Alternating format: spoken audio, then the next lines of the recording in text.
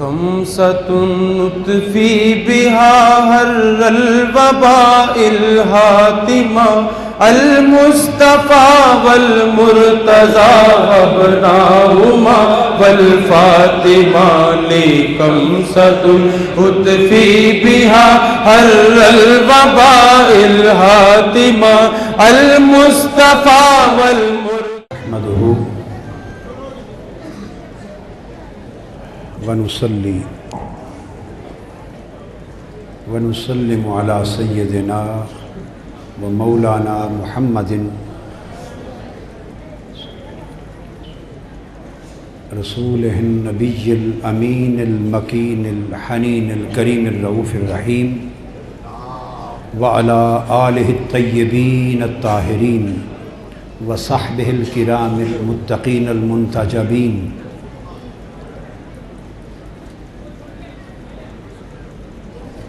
وأئمته الطيبين وأولياء أمته الكاملين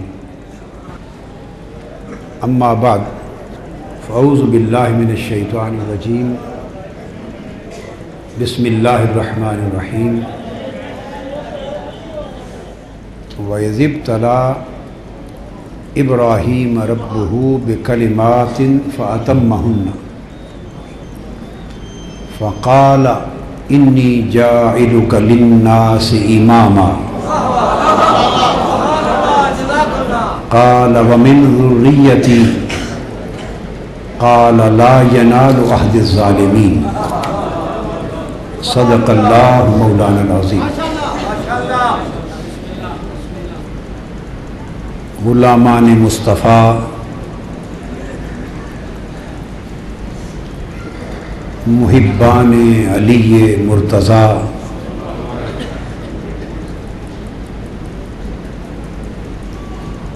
سگان سیدہ فاطمۃ الزہرا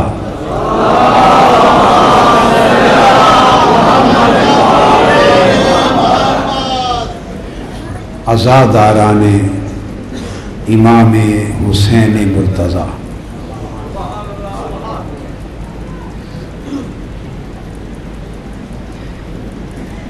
اللہ رب العزت کی توفیق سے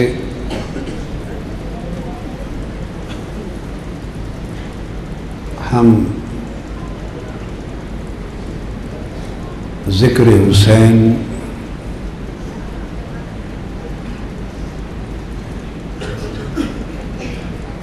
اور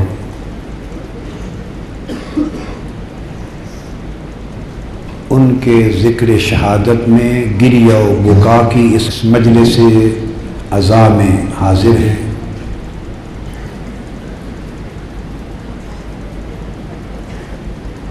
اور جملہ محبین متوسلین اور حسینی مشن کے سب علم برداران جو آج ذکر حسین سننے کے لیے قرب و جوار سے اور دور دراز سے اور لاہور کے اطراف و اکناف اور گرد و نواح سے آئے ہیں، سب کا آنا اس مجلس سے ذکر و گریہ و بکا میں یاد حسین میں بیٹھنا اور یاد کربلا میں آنسوؤں کو پرنم کرنا اور خوش نصیب آنکھوں سے غم کے قطروں کا آنسوؤں کا گرنا. میری دعا ہے کہ سب اللہ کی بارگاہ میں قبول ہو اور بارگاہ حسین میں پیش ہو، اور ہم سب کو شفاعت کے لیے چادر فاطمۃ الزہرا نصیب.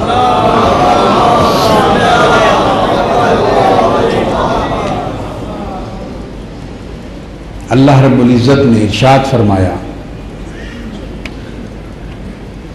سورہ بقرہ میں ذکر ہے،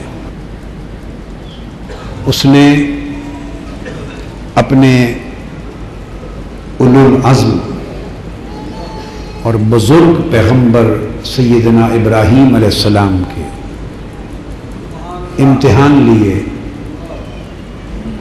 انہیں طرح طرح کی آزمائشوں میں ڈالا، وہ ہر آزمائش میں کامیاب ہوئے۔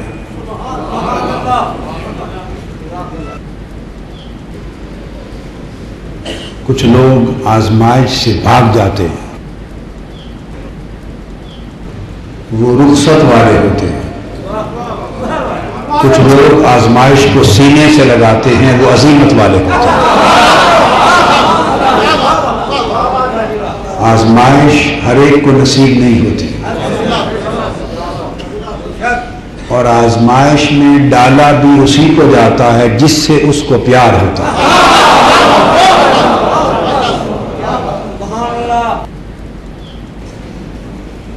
سو اس نے اپنے ابراہیم سے پیار کیا، اور اس پیار کے نتیجے میں انہیں ابتلا میں ڈالا۔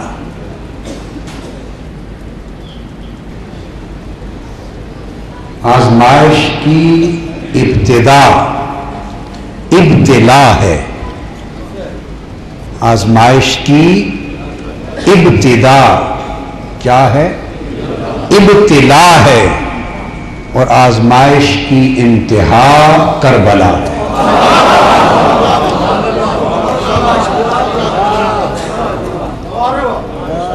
وہ سلسلہ آزمائش جو ابتلائے ابراہیم سے شروع ہوا تھا،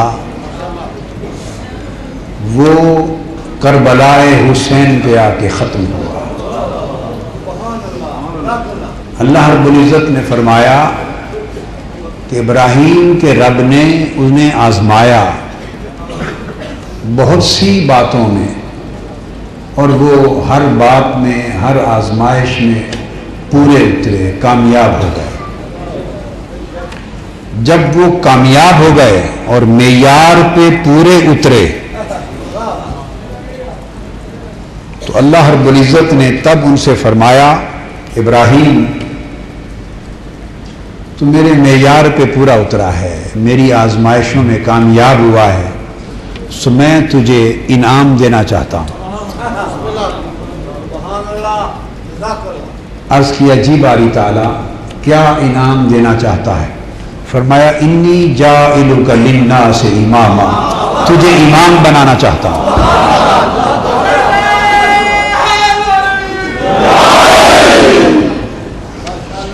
تمہیں امام بنانا چاہتا ہوں، امامت دینا چاہتا ہوں، انسانیت کی امامت، انسانیت کی پیشوائی۔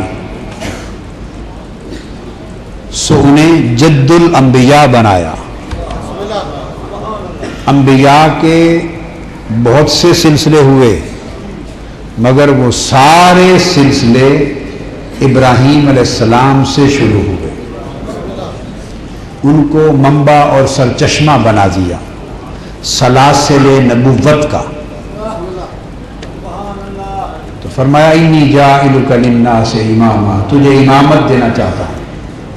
ابراہیم علیہ السلام نے عرض کیا قال ومن ذریتی، باری تعالیٰ میری اولاد کو بھی امامت دے گا، میری ذریت کو بھی امامت دے گا؟ یہ سوال کیا۔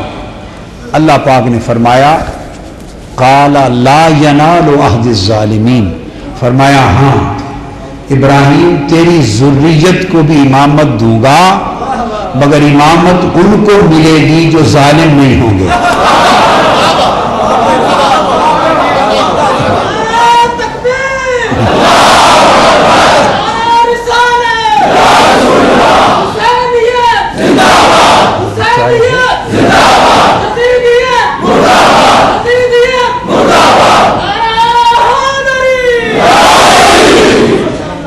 امامت کبھی ظالم کو نہیں ملتی، اور ظالم کبھی امام نہیں ہوتا۔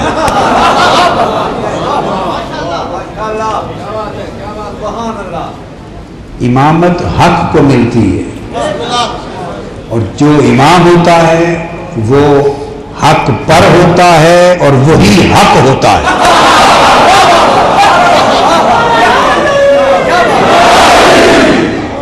حق پر ہونا اور خود حق ہونا زمین آسمان کا فرق ہے. جو سیدھی راہ پر ہوں تو وہ بھی حق پر ہیں، مگر امام تو خود حق ہوتا ہے. جو اس امام کی راہ پہ چلتا ہے وہ اہل حق کہلاتا ہے.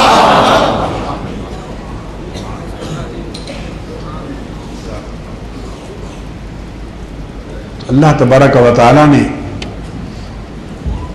دو نعمتوں کا ذکر ابراہیم علیہ السلام سے کر دیا، ایک نعمت نبوت اور ایک نعمت امامت. آپ نے دعا کی باری تعالی تو نے دو نعمتوں کا ذکر کیا ہے، ایک نبوت کا اور ایک امامت کا. امامت کی بات تو سمجھ میں آ گئی کہ میری ذریت میں ہوگی، باہر نہیں جا سکتی. اب نبوت کا بھی یہ کرم کر دے کہ وہ آخری نبی، سب نبی مگر وہ آخری نبی جس پر نبوت ختم ہوگی وہ بھی میری ذریت کو عطا کر دے.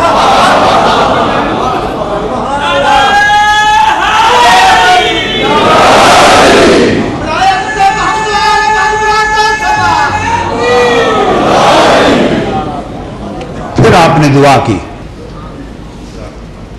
ربنا وابعث فیہم رسولا منہم یتلو علیہم آیاتک وَيُعَلِّمُهُمُ الْكِتَابَ وَالْحِكْمَةَ وَيُزَكِّيهِمْ إِنَّكَ أَنْتَ الْعَزِيزُ الْحَكِيمُ. باری تعالیٰ مجھے وہ نبی آخر الزمان دے دے، مجھے وہ نبی آخر الزمان دے دے جس پر نبوت ختم ہونی ہے.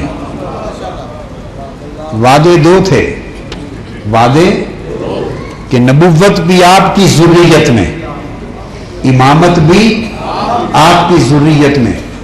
تو عرض کیا باری تعالیٰ وہ نبی بھی میری ذریت کو مجھے دے دے جس پر نبوت ختم ہوگی. جب دعا کی تو ایک پتھر پہ کھڑے تھے، ایک پتھر پہ کھڑے تھے اور ساری عمر پتھریلی زمین تھی، پتھروں پہ کھڑے ہوتے ہی رہتے تھے اور پتھروں پہ چلتے ہی رہتے تھے. عمر ساری پتھروں پہ گزرتی تھی، پتھریلا علاقہ تھا. ساری زندگی پتھروں پہ چلتے کھڑے ہوتے گزری، مگر کسی پتھر پہ آپ کا نشان پاؤں کا نہ ملا. پھر اس روز بھی پتھر پہ کھڑے تھے اور پتھر پہ کھڑے ہو کے دعا کی باری تعالیٰ وہ آخری نبی جس پر نبوت ختم ہوگی میری گود میں دے دے، میری ذریت میں دے دے.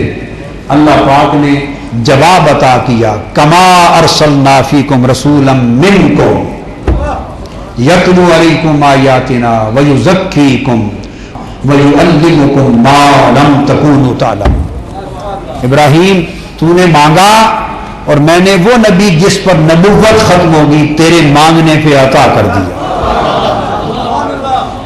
اب تو آخری نبی کا بابا ہوگا، آخری نبی کا، تو جس پر نبوت ختم ہوگی وہ بھی تیری ذریت میں ہوگا. وہ نبوت جس ہستی پہ ختم ہوگی اسے تیری ذریت میں کیا ہے تیری التجا پر، تیری استدعا پر، تیرے سوال پر، تیری دعا پر عطا کیا ہے. اور وہ جو تو نے میرا گھر بنایا ہے اس پر تو نے مجھ سے مانگا کچھ نہیں تھا، وہ تیری دعا تھی کہ میں نے وہ ہستی عطا کر دی جس پر نبوت ختم ہوگی، وہ تیری دعا تھی. اور امامت تیری دعا نہیں میری عطا ہے. سو جس پر نبوت ختم ہوگی وہ بھی تجھ میں ہوگا، جس مہدی پر امامت ختم ہوگی وہ بھی تجھ میں ہوگا. تو فرمایا جس پر نبوت ختم ہوگی وہ تیری دعا پہ عطا کیا اور جس پر امامت ختم ہوگی وہ میں نے عطا پر عطا کر دیا.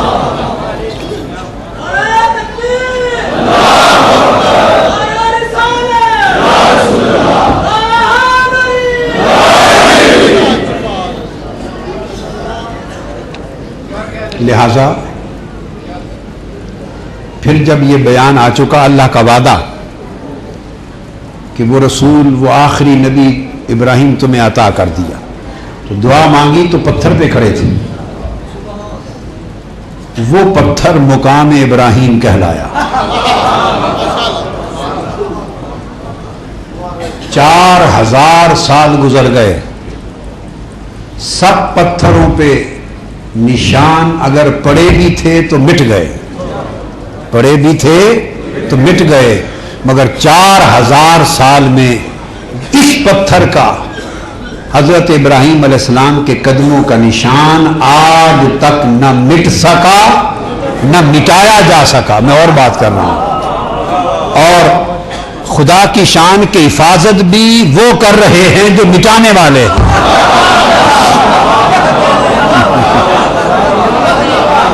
حفاظت بھی وہ کر رہے ہیں جو مٹانے والے ہیں۔ 4000 سال بیت گئے، وہ نشان مٹ نہیں سکا۔ کیوں؟ اس لیے نہیں مٹا کہ یہ وہ پتھر ہے کہ جس پر کھڑے ہو کر ابراہیم نے مصطفیٰ مانگا تھا، جس پر کھڑے ہو کر ابراہیم نے، یہ بات سمجھنے والی ہے، ابراہیم نے مصطفیٰ مانگا تھا۔ حضور خود اس وقت موجود نہ تھے، عالم دنیا میں، عالم شہادت میں، مادی دنیا میں جسمانی طور پہ تشریف لائے نہ تھے۔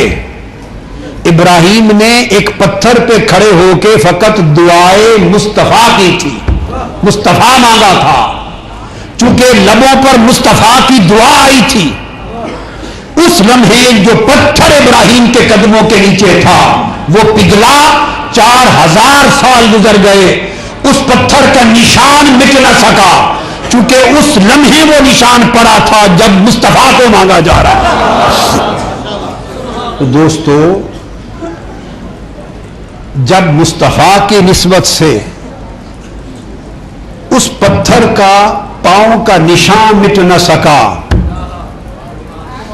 ابراہیم نے مصطفیٰ کو چاہا تھا، ابراہیم نے مصطفیٰ کو چاہا تھا، اس چاہنے کی علامت مقام ابراہیم کے قدم کا نشان مٹ نہ سکا۔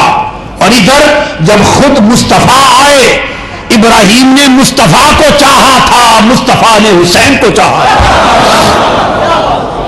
مصطفیٰ نے حسین کو چاہا، حسین کو زبان چسائی، حسین کو کندھوں پر بٹھایا، حسین کو سجدے میں پشت پہ بٹھایا۔ وہ دعا کے وقت پتھر پہ تھے تو پتھر پہ قدم کا نشان نہ مٹا، مصطفیٰ سجدہ کرتے تو حسین کندھوں پر ہوتا، مصطفیٰ بیٹھتے تو حسین گود میں ہوتا۔ ارے اس مصطفیٰ کے لخت جگر حسین کا ذکر کون مٹا سکتا ہے؟ نہ آج تک مٹا ہے۔ ایک بدبخت یزید تو درکنار، کروڑ بدبخت یزید ہو جائیں تو ذکر حسین نہ مٹا ہے نہ مٹایا جائے۔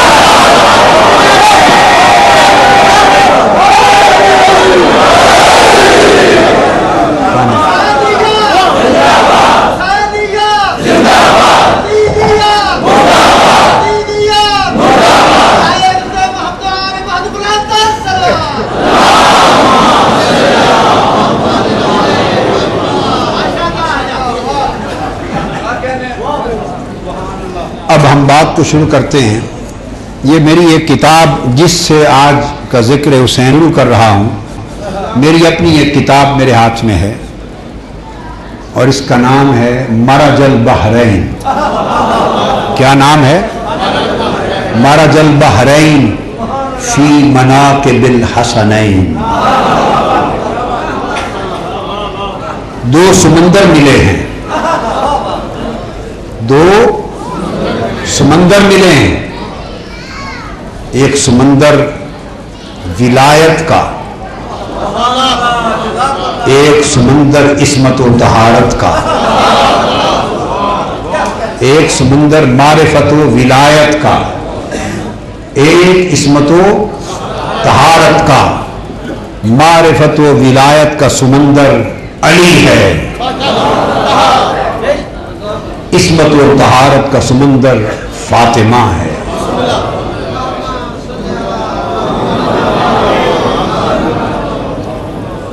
جو سیدہ فاطمۃ الزہرا کی طہارت میں شک کرے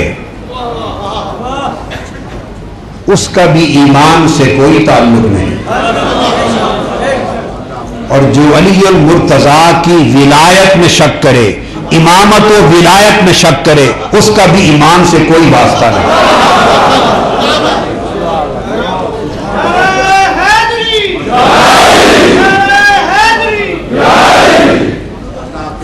حجت الوداع کا فریضہ ادا کر کے تاجدار کائنات صلی اللہ علیہ وآلہ وسلم ہزارہا صحابہ کرام، اہل بیت اطہار اور غلاموں کے جرمٹ میں مدینہ واپس آ رہے ہیں۔ ہزارہا غلاموں کا جرمٹ ہے، اصحاب و احباب کا جرمٹ ہے۔ راستے میں ایک جگہ پڑاؤ کیا ہے، پوچھا اس میدان کا نام کیا ہے؟ بتایا گیا آقا اس میدان کا نام ہے غدیر۔ پڑاؤ کیا، نماز ظہر ادا کی، نماز ظہر کے بعد صحابہ کرام سے فرمایا میرے لیے منبر بنا دو۔ منبر لگ گیا، تاجدار کائنات منبر پہ قیام فرما ہوئے، اللہ کی ثنا کی، حمد و ثنا کے بعد اس کی توحید اور اپنی نبوت و رسالت کی شہادت دی، خطبہ ارشاد فرمایا، اور خطبہ ارشاد فرمانے کے بعد ہزارہا کے اجتماع سے سوال کیا۔ سوال یہ کیا، کیا میں تم سب کی جانوں سے زیادہ قریب نہیں ہوں؟ الست اولا بکم من انفسکم، کیا میں تم سب کی جانوں سے زیادہ قریب نہیں ہوں؟ کیا میں سب مومنوں کی جانوں سے زیادہ قریب نہیں ہوں؟ اور پوچھا فہل انتم تعلمون، کیا تم جانتے ہو؟ ہل انتم تشہدون، کیا تم شہادت دیتے ہو، گواہی دیتے ہو؟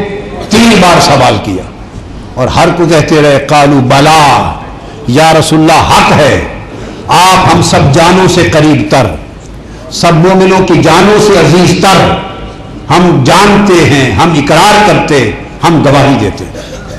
جب 3 بار آپ نے اقرار لے لیا تو سیدنا علی المرتضیٰ کا بازو پکڑ لیا، ہاتھ بازو پکڑ کے ساتھ کھڑا کر دیا، ساتھ کھڑا کر دیا، اور سیدنا علی المرتضیٰ کا ہاتھ اٹھایا۔ تاجدار کائنات نے، تاجدار نبوت نے، تاجدار رسالت نے تاجدار ولایت کا ہاتھ پکڑا، اوپر کیا، اٹھا کر اعلان کیا لوگوں، میری ولایت کی گواہی دینے والوں، میری مولائیت کی شہادت دینے والوں، سنو، من کنت مولا ہو فہذا علی المولا ہو، میں تمہیں اعلان کرنا چاہتا ہوں کہ جس کا مولا میں ہوں اسی کا مولا علی ہے۔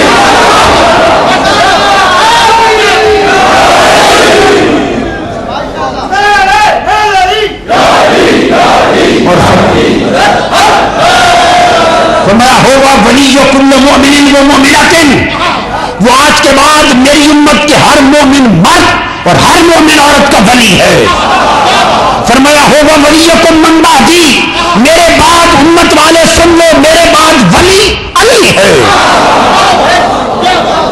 اور جس کا میں ولی ہوں اس کا علی ولی ہے، اور جس کا علی ولی نہیں اس کا میں بھی ولی نہیں، جس کا علی ولی نہیں اس کا میں بھی ولی نہیں۔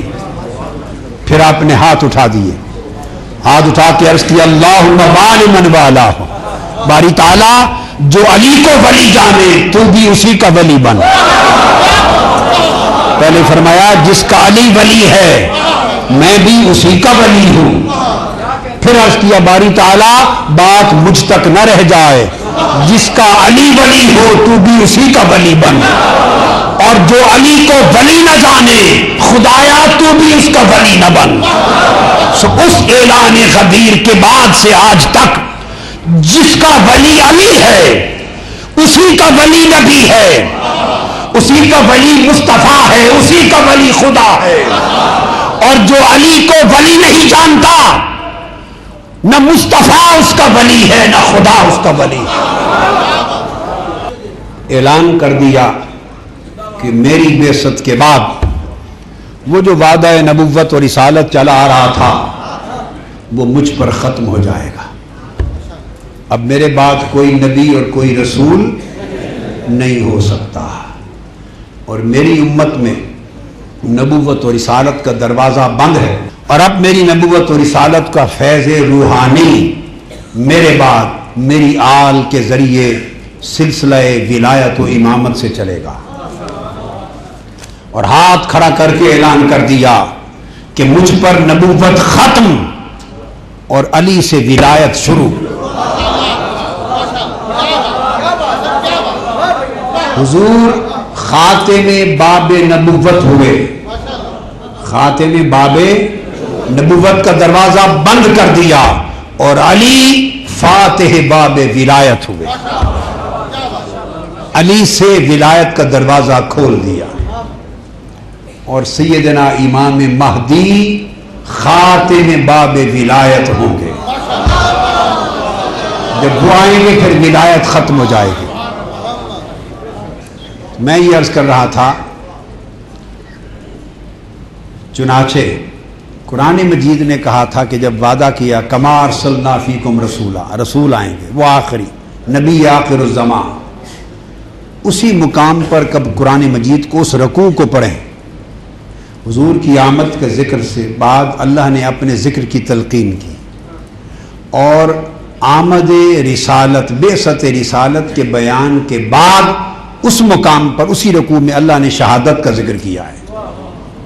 یہ بات خاص طور پہ بتا رہا ہوں، رسالت کا ذکر ہے، اور رسالت کے بعد اسی رکوع میں لا تقولوا لمن يقتل في سبيل الله اموات یا ایھا الذین آمنوا استعینوا بالصبر والصلاۃ، یہ مان بات ذکر ہے۔ لا تقولوا لمن يقتل في سبيل الله اموات بل احیاء ولکن لا تشعرون۔ تو ذکر رسالت کے بعد رب نے ذکر شہادت کیا ہے، اشارہ اس امر کی طرف تھا کہ یہ امامت اس خون شہادت کے ذریعے ہمیشہ کائنات تک تازہ ہوگی، اور امامت کا فیض خون شہادت کے ذریعے جائے گا۔ یہ وجہ ہے کہ شہادتیں تو بہت ہوئیں اور طبی اموات بھی بہت ہوئیں، مگر باب ولایت کا فاتح بھی شہید ہوا، علی المرتضیٰ، ولی ثانی، امام ثانی حسن مجتبیٰ بھی شہید،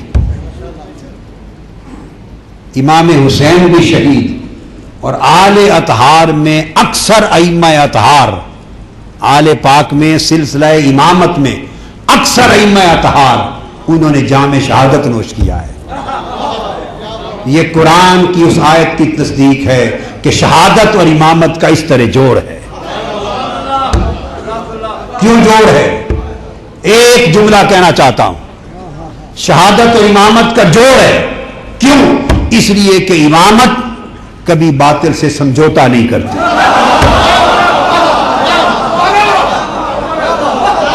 باطل سے سمجھوتا نہیں کرتی، اس لیے شہادت اس کا مقدر بنتی ہے۔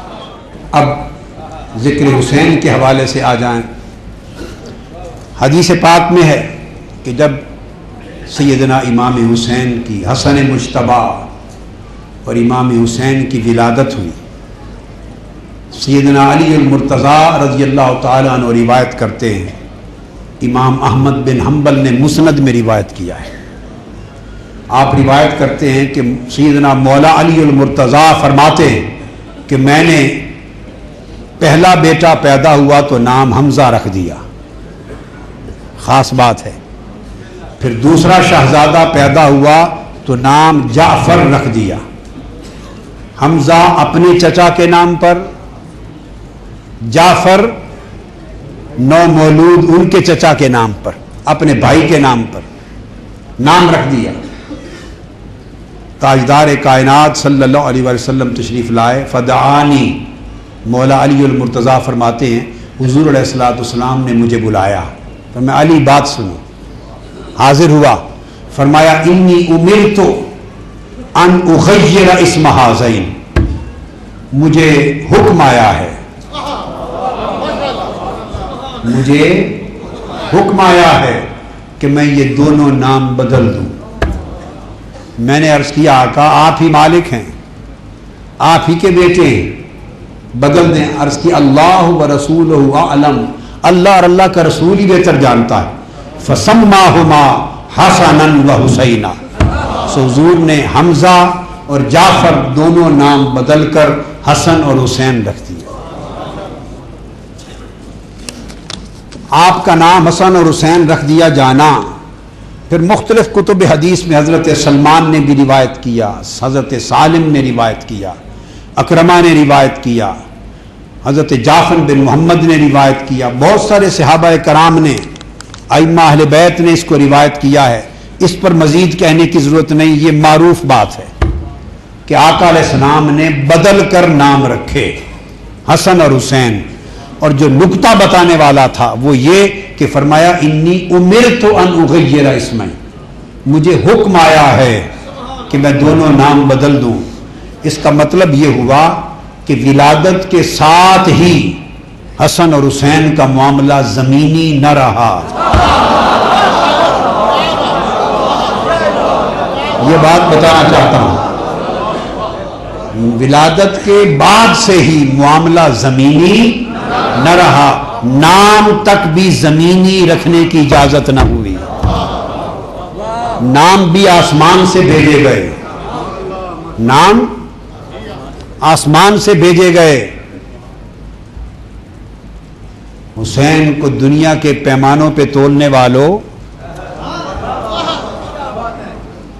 حسین کا نام بھی دنیا سے نہیں آیا، آسمانوں سے بھیجا گیا۔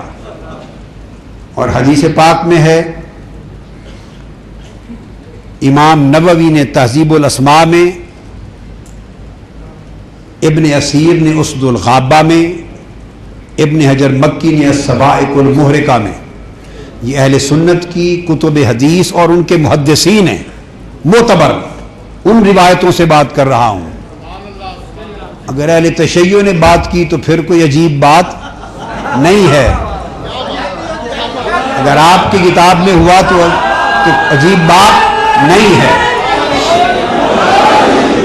اس لیے کہ جن کو تھوڑا مغالطہ ہے انہیں سمجھانا چاہتا ہوں، اور آپ کی کتاب کا حوالہ ان کے کام کا نہیں ہے، اس لیے اہل سنت کو بتانا چاہتا ہوں کہ یہ ہماری اہل سنت کی کتب حدیث میں ہے۔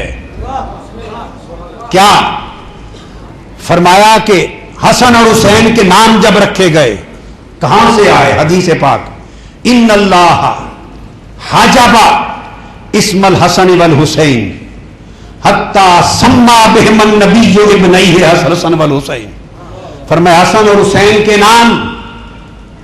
اور دوسری حدیث میں ہے، فرمایا عمران بن سلیمان روایت کرتے ہیں، الحسن والحسین اسمان من اسماء اہل الجنہ لم یکونا فی الجاہلیہ، فرماتے ہیں کہ حسن اور حسین کے نام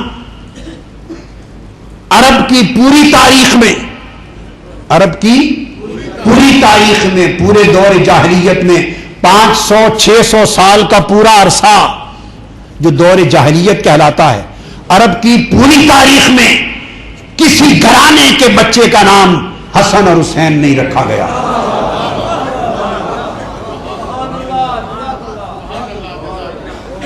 تاریخ عرب میں کسی بچے کا نام حسن اور حسین لم یکونا فی الجاہلیہ، جاہلیت کے دور میں یہ نام 500 سال تک کسی نے نہیں رکھا۔ ایک بات، 3 باتیں کہنا چاہتا ہوں کہ 500 سال کے پورے دور جاہلیت میں حسن اور حسین کسی اور کا نام نہیں ہوا۔ مصطفیٰ کی محبت کی خاطر رب کو یہ گوارا نہیں ہوا کہ جو محبوب ہونے والے ہیں مصطفیٰ کے، ان کا نام بھی کسی اور کا رکھا گیا ہو، صلی اللہ علیہ وسلم۔ دوسرا، الحسن والحسین اسمان من اسماء اہل الجنہ، پھر یہ نام کہاں سے آئے یا رسول اللہ صلی اللہ علیہ وسلم، کہاں سے آئے؟ فرمایا یہ دونوں نام جنت کے نام ہیں، یہ زمین کے نام ہی نہیں ہے۔ اسمان من اسماء اہل الجنہ، یہ جنت کے ناموں میں سے دو نام آئے، یہ جنت کے دو نام ہیں۔ بات کلیئر ہو گئی؟ تو پھر اگر جنت کے نام ہیں تو جنت میں حوریں بھی رہتی تھیں، غلمان بھی تھے، ملک بھی تھے، ملائکہ فرشتے بھی تھے۔ اگر جنت کے ناموں میں سے ہیں تو کیا اہل جنت میں سے کسی کا نام پہلے حسن و حسین تھا؟ تیسرا سوال، پہلا سوال، حسن و حسین کی پیدائش سے پہلے تاریخ عرب میں کسی کا نام تھا؟ نہیں۔ دوسرا سوال، پھر یہ نام آئے کہاں سے؟ فرمایا یہ اہل جنت کے ناموں میں سے، اسماء اہل جنت سے ہیں۔ تو کیا اہل جنت میں سے کسی کا یہ نام تھا حسن یا حسین؟ فرمایا نہیں۔ وہ کیوں نہیں تھا جب جنت کے ناموں میں سے ہیں؟ اس کا جواب دیا، فرمایا ان اللہ حجب اسم الحسن والحسین، نام دونوں جنت کے ہیں مگر ان شہزادوں کی ولادت سے پہلے اللہ نے جنت میں بھی ان دو ناموں کو اپنے پردوں میں چھپا رکھا تھا۔ جنت میں حسن اور حسین کے نام پردوں میں چھپا رکھے تھے، اور جب ان کی ولادت کا وقت آیا تو تاجدار کائنات کو وہ نام بھیجے، اپنے جنت کے پردوں میں سے دونوں نام نکالے اور مصطفیٰ کو وحی کیے، مصطفیٰ کو بھیجے، اور زبان مصطفیٰ سے اللہ نے اپنی جنت کے پردوں سے نکالے ہوئے دو نام حسن اور حسین شہزادوں کو عطا کر دیے۔ یہاں ایک خاص بات کہنا چاہتا ہوں، خاص بات، حضور کا اسم پاک کیا ہے؟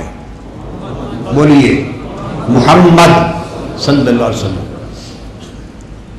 جب کائنات میں کچھ بھی نہ تھا، جب کائنات میں کچھ بھی نہ تھا تو فرمایا کنت کنزا مخفیا فاحببت ان اعرف، میں چھپا ہوا خزانہ تھا، مجھے محبت ہوئی کہ میں جانا جاؤں، مجھے چاہت ہوئی کہ میں جانا جاؤں۔ تو جانا جانے کی چاہت ہوئی، وہ خزانہ کس شے کا تھا؟ وہ مخفی حسن کا خزانہ تھا۔ مخفی، بولیے، حسن کا خزانہ تھا۔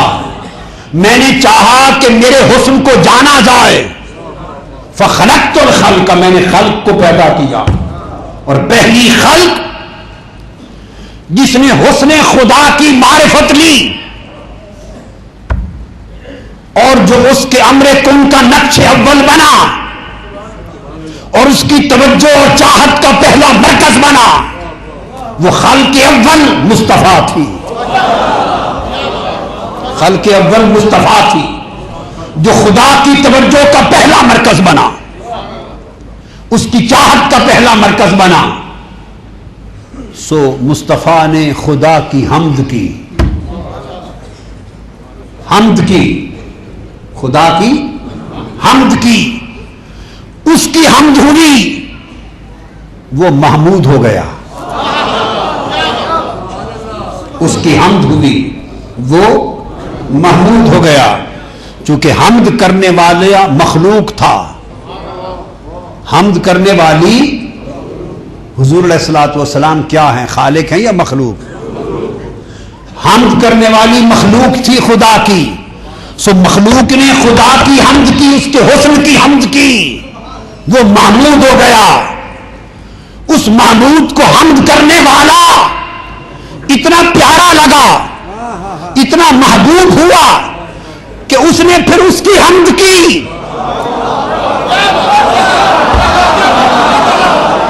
اس نے اس کی حمد کی، مخلوق نے خالق کی حمد کی تو وہ محمود ہوا، پھر یہ حامد اسے پسند آیا، پھر خالق نے اس مخلوق کی حمد کی، جب مخلوق نے خالق کی حمد کی تو محمود ہوا، جب خالق نے خود اپنی زبان سے مخلوق کی حمد کی تو وہ محمد ہوا۔ فرمایا محبوب پردہ حمد کا ہے، پردہ حمد کا ہے، میں محمود ہوں اور تیرے نام کو اپنے نام محمود میں سے نکالا ہے۔ سو محمد کا نام خدا کی حمد کے پردے میں تھا، محمد کا نام خدا کی حمد کے پردوں میں تھا۔ جب وہ محمود ہوا تو اس محمود نے محمود سے محمد نکالا، حمد کے پردوں سے محمد نکالا۔ تو لوگوں سن لو، محمد کو اس نے اپنی حمد کے پردوں میں چھپا رکھا تھا، اور حسن اور حسین کے دو نام خدا نے اپنے حسن کے پردے میں چھپا رکھے۔ محمد کا مادہ حمد ہے اور حسن اور حسین کا مادہ حسن ہے۔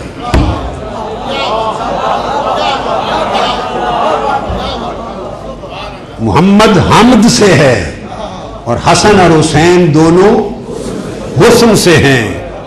حمد بھی اسی کا پردہ تھا، حسن بھی اسی کا پردہ تھا۔ جب اس نے کہا کہ محمد، اس نے حمد کے پردے سے نکالا، سو اسی کو محمد کیا۔ تو جب محمد کی حمد ہوئی تو وہ محمد ہوا، جب اس نے حمد کی تو یہ احمد ہوا۔ اور قیامت کے دن ہوگا، عرش پر اللہ پاک دائیں جانب مصطفیٰ کی کرسی بچھائیں گے اور شفاعت کے مقام پر بٹھا کر لوگ پوچھیں گے یہ مقام کیا ہے؟ تو فرمایا جائے گا احمد بھی پہلے سے تھا، محمد بھی پہلے سے تھا، آج یہ مقام محمود کا بھی دے دیا ہے۔ تو محمد کو اپنی حمد کے پردے سے نکالا اور کہا محبوب جب میری چاہت تو ہے، میری چاہت تو ہے اور مجھے تیری چاہت کی بھی خبر ہے۔ ہائے ہائے ہائے ہائے ہائے ہائے ہائے، خدا کی چاہت مصطفیٰ ہے۔ سو اس نے اپنی چاہت کو حمد کے پردوں سے نکالا اور مصطفیٰ کی چاہت، مجھے مصطفیٰ کی چاہت کی قسم، مصطفیٰ کی عظمت کی قسم، مصطفیٰ کی نبوت و رسالت کی قسم، خدا کی چاہت مصطفیٰ، مصطفیٰ کی چاہت حسین۔ چونکہ وہ حضور کی چاہت ہے، جو خدا کی چاہت کو اذیت دے وہ کافر ہو جاتا ہے، اور حسین تو خدا کی دوہری چاہت ہے۔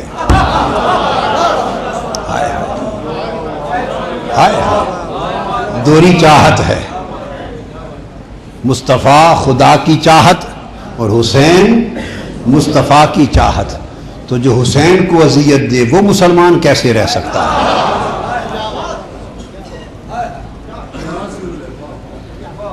وہ مسلمان کیسے رہ سکتا ہے؟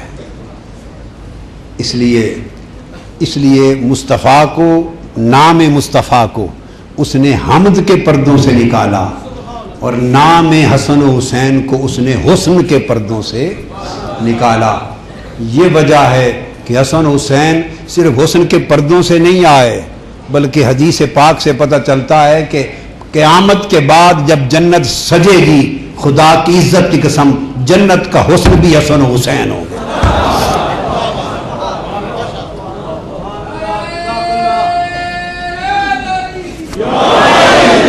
طبرانی کی حدیث ہے، ذہبی نے میزان الاعتدال میں، عسقلانی نے لسان المیزان میں، خطیب بغدادی نے، ابن عساکر نے، ابن حجر مکی نے، سب نے اس کو روایت کیا۔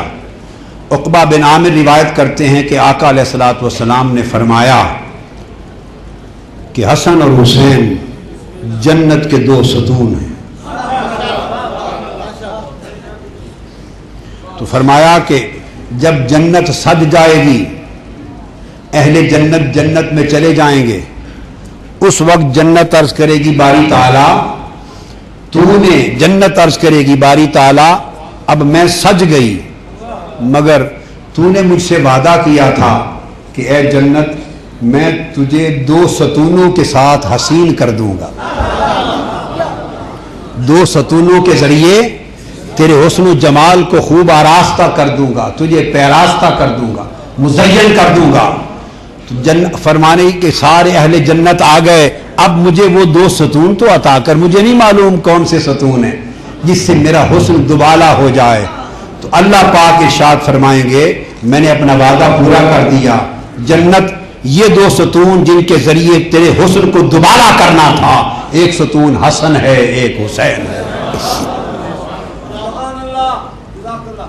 اور ایک حدیث میں آتا ہے، امام طبرانی نے روایت کیا کہ ایک روز جنت اور دوزخ کا مقابلہ ہوا، آپس میں مناظرہ ہوا۔ اسے حیتمی نے مجمع الزوائد میں اور امام طبرانی نے المعجم میں اور اسی طرح عسقلانی نے بھی، ذہبی نے، محدثین نے روایت کیا کہ انس بن مالک رضی اللہ تعالیٰ عنہ روایت کرتے ہیں کہ جنت اور دوزخ میں مکالمہ ہوا، گفتگو۔ جنت نے کہا دوزخ کو انا خیر من کا، دوزخ میں تجھ سے بہت زیادہ بہتر ہوں، اچھی ہوں۔ دوزخ نے کہا نہیں، بل انا خیر من کا، نہیں میں تم سے بہتر ہوں۔ دوزخ نے کہا کیا؟ میں تم سے بہتر ہوں۔ جنت نے پوچھا تو کیسے بہتر ہو گئی؟ دوزخ نے کہا کل بڑے بڑے جو بادشاہ ہیں سب میرے پاس ہیں۔ واہ واہ واہ۔ اس نے کہا یہ سارے جبابرہ، جبابرہ کہتے ہیں جبرن حکومت پہ قبضہ کرنے والے، سب عامر، سب عامر۔ اور اس میں نام لیا نمرود اور فرعون، سب نمرود اور فرعون میرے پاس ہیں، بڑے بڑے جبابر میرے پاس ہیں، اس لیے میں اعلیٰ ہوں۔ دوزخ کی یہ بات سن کر جنت چپ کر گئی، جنت چپ کر گئی۔ اللہ پاک نے جنت کی طرف وحی بھیجی، پیغام بھیجا فرشتے کے ذریعے، اے جنت چپ نہ کر، خاموش نہ ہو، لاجواب نہ ہو، اس دوزخ کو جواب دے کہ تیرے پاس بدبخت جبابرہ ہیں، وہ سلطان و بادشاہ ہیں جو بدبخت ہیں۔ تیرے ساری انسانی تاریخ کے بادشاہ اور جھوٹے سلاطین اور جابر اور عامر ایک طرف، ان سے تو تیری بدبختی ہی بڑھے گی، میرے خوش بختی اور سعادت، حسن و جمال، عظمت و کمال اور بزرگی اور برتری کے لیے خدا نے کہا جنت اس کو کہہ دے صرف حسن و حسین 2 ہی کافی ہے۔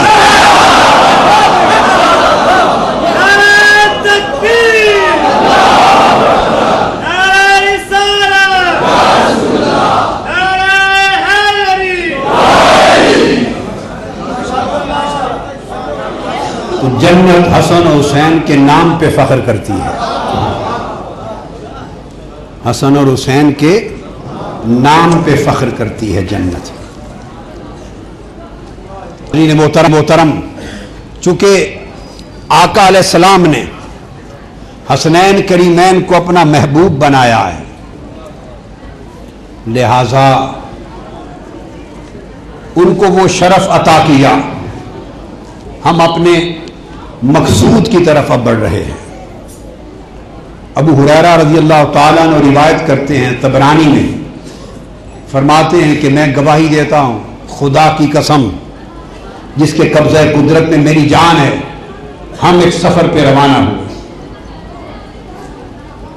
سفر پہ روانہ ہوئے، فرماتے ہیں کہ ابھی چلے ہی تھے، تھوڑا دور پہنچے تھے کہ سیدہ کائنات حضرت بطول الزہراء صلوات اللہ علیہا کی طرف سے 2 شہزادوں کے رونے کی آواز آئی۔ آقا علیہ السلام آواز سن کے پریشان ہو گئے، کہتے ہیں اشہد لخرجنا مع رسول اللہ صلی اللہ علیہ وسلم حتی اذا کننا ببعد الطریق سامع رسول اللہ صلی اللہ علیہ وسلم صوت الحسن والحسین۔ آواز آئی حسن اور حسین دونوں شہزادوں کے رونے کی۔ آقا علیہ السلام پریشان ہو گئے، وہما یبکیان، دونوں رو رہے تھے۔ آواز آئی حسن اور حسین دونوں شہزادوں کے رونے کی۔ آقا علیہ السلام پریشان ہو گئے، وہما یبکیان، دونوں رو رہے تھے۔ ہما یبکیان، دونوں رو رہے ہیں۔ آقا نے ہماری جگہ چھوڑ دی اور تیزی کے ساتھ لپک کر گئے اور حضرت خاتون جنت سیدہ کائنات سے پوچھا، بیٹی فاطمہ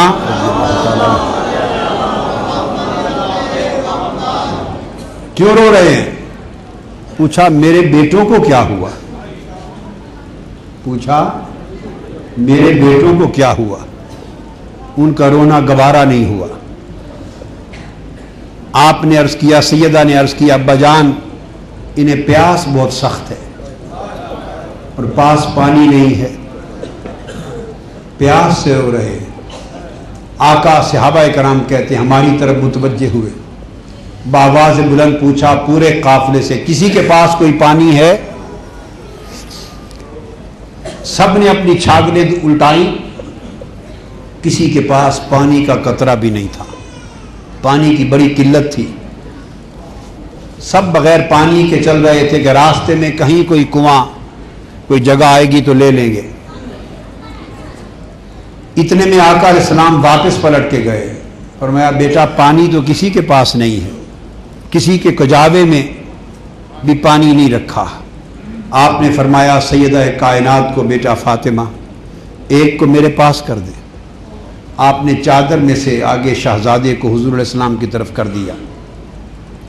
صحابہ روایت کرتے ہیں آپ نے گود میں لے کر ہمارے سامنے دیکھتے دیکھتے اپنی زبان مبارک شہزادے کے منہ میں ڈال دی۔ شہزادہ آپ کی زبان مبارک چوسنے لگ گیا، اتنی دیر زبان چوسائی کہ اسے سیرابی ہو گئی، وہ چپ کر گئے۔ فرمایا پھر نہیں روئے، آپ نے واپس کر دیا۔ پھر فرمایا دوسرا شہزادہ دے دے، پھر دوسرے کو انہوں نے آگے کیا، آقا نے ان کو زبان چوسائی، دیر تک زبان چوساتے رہے حتیٰ کہ وہ بھی چپ کر گئے۔ فرمایا پھر وہ اس طرح سیراب ہوئے کہ پورے سفر میں دوبارہ پھر ہم نے ان کے رونے کی آواز نہیں سنی۔ میں اب آپ کو ان کی محبوبیت بتا رہا ہوں کہ تاجدار کائنات کی بارگاہ میں ان کی محبوبیت کا عالم کیا ہے۔ مسند احمد بن حنبل میں ہے حدیث اور بیہقی میں کہ آقا علیہ الصلوۃ والسلام، حضرت ابو ہریرہ روایت کرتے، ہم آقا کے ساتھ با جماعت نماز عشاء ادا کر رہے ہیں، مسجد میں با جماعت نماز عشاء۔ فرمایا کہ حضور صلی اللہ علیہ وآلہ وسلم حالت نماز میں سجدے میں گئے، حسن اور حسین دونوں شہزادے دوڑ کر آپ کی پشت پر چڑھ گئے۔ جماعت ہو رہی ہے، حسن اور حسین دونوں شہزادے آپ کی پشت مبارک پر چڑھ گئے۔ آقا علیہ السلام نے جب سجدے سے سر اٹھایا تو دونوں کو بازوؤں سے اٹھا کے اپنی گود میں کر لیا، بازوؤں سے دونوں کو پکڑ کے اپنی گود میں کر لیا، آہستہ سے آہستہ سے۔ پھر دوبارہ سجدے میں گئے آقا علیہ الصلوۃ والسلام، تو جب سجدے میں گئے تو وہ دونوں پھر آپ کی کندھوں پر چڑھ گئے۔ جب حضور اترتے تو کہیں وہ گرے نہیں، چوٹ نہ لگ جائے، آہستہ سے حالت نماز میں اٹھا کے کھڑا کر دیتے۔ جب سجدے میں جاتے وہ سجدے میں کمر پہ چڑھ جاتے، اور پھر جب تشہد میں بیٹھے تو گود میں بیٹھ گئے، حتیٰ کہ نماز سے فارغ ہوئے اور فارغ ہو کر دونوں کو اٹھا کے اپنی گود میں بٹھا لیا۔ حالت نماز میں کوئی اپنے بیٹوں کو کندھوں پر سجدوں پر اٹھاتا رہے، اتارتا رہے، اٹھاتا رہے، اتارتا رہے، بٹھاتا رہے، چڑھاتا رہے، گود میں بٹھاتا رہے۔ ارے یہ نماز ہو رہی ہے اللہ کی، یہ نماز ہو رہی ہے، یہ حسن اور حسین کو بہلایا جا رہا ہے، خدا کی عبادت میں حسنین کو بہلایا جا رہا ہے۔ اور یہ مصطفیٰ کی نماز ہے، مصطفیٰ کی نماز ہے۔ پھر حدیث پاک میں ہے جو میں آگے بتانا چاہتا ہوں، بہقی میں سنن کبریٰ، صحابہ کہتے ہیں کہ اسی طرح ہم نے ایک روز حالت نماز میں دیکھا کہ سجدے میں شہزادے حضور کے کندھوں پہ چڑھ جاتے، پھر آرام سے اتر آتے، پھر چڑھ جاتے، اتر آتے، ساری نماز میں یہ کیفیت ہوئی۔ کچھ لوگ جو دوسرے تھے ان میں سے کسی نے جو نئے آئے تھے اس دن نماز پڑھنے، ان کو خبر نہ تھی کہ حسنین تو روزانہ نانا کے بابا کے کندھوں پہ چڑھتے ہیں۔ انہوں نے اشارے سے شہزادوں کو روکنا چاہا۔ آقا علیہ السلام نماز سے فارغ ہوئے تو فرمایا خبردار، میری نماز میں میرے سجدوں میں حسن حسین میرے کندھوں پر پشت پر چڑھے یا میری گود میں، انہیں کوئی منع نہ کرے، دعوہما بأبی و امی، انہیں چھوڑے رکھا کرو، حسن اور حسین پر میرا باپ بھی قربان ہو، میری ماں بھی قربان ہو۔ کوئی ایسا نہیں جو اپنے ماں باپ مصطفیٰ پہ قربان کر کے بات نہ کرتا ہو۔ یہ ایک طرف ہے اور ایک سمت یہ ہے کہ حضرت عبداللہ بن عمر روایت کرتے ہیں اور حضرت عمر فاروق روایت کرتے ہیں، کہتے ہیں خدا کی قسم جس کے قبضہ قدرت میں ہماری جان ہے، ہم نے اپنے کانوں سے سنا کہ سیدہ کائنات فاطمۃ الزہرا حضور ان سے مخاطب تھے، حضور ان سے مخاطب تھے، حضرت بطول زہرا سے مخاطب تھے، وہ نبی جسے ہر کوئی بے ابی و امی کہہ کے پکارتا ہے۔ حضور میرے ماں باپ آپ پر قربان، کہتے ہیں خدا کی قسم ہم نے سنا۔ حضور نے حضرت فاطمہ سے بات کی تو فرمایا بے ابی انت و امی یا فاطمہ، بیٹی فاطمہ میرے ماں باپ تجھ پر قربان ہو، فاطمہ میرے ماں باپ تجھ پر قربان ہو۔ اور آج کہہ رہے ہیں حسن و حسین میرے ماں باپ تجھ پر قربان ہو۔ اور آقا علیہ السلام یہ اللہ کا پیغمبر ہے، نماز میں آئے تو شہزادوں کو کندھوں پہ چڑھا لے، فارغ ہو کے بیٹھے تو شہزادوں کو گود میں بٹھا لے، اور پھر اندر کی بات نہیں، باہر گلی کوچا بازار میں چلے تو شہزادوں کو کندھوں پہ اٹھا لے۔ آپ میں سے بھی کوئی سنجیدہ سے سنجیدہ باپ ہونا اور اولاد سے جتنی محبت ہو، گھر میں جو چاہے کرتا پھرے، باہر نکلے تو کندھوں پہ بٹھا کے کوئی بیٹوں کو نہیں لے کے چلتا۔ خدا جانے اس محبت کا عالم کیا تھا، جس کے قدم چومنے کے لیے عرش ترستا ہے، جس کی ایک جھلک دیکھنے کے لیے کچھ سیاہ فلک ترستے ہیں، جو شب معراج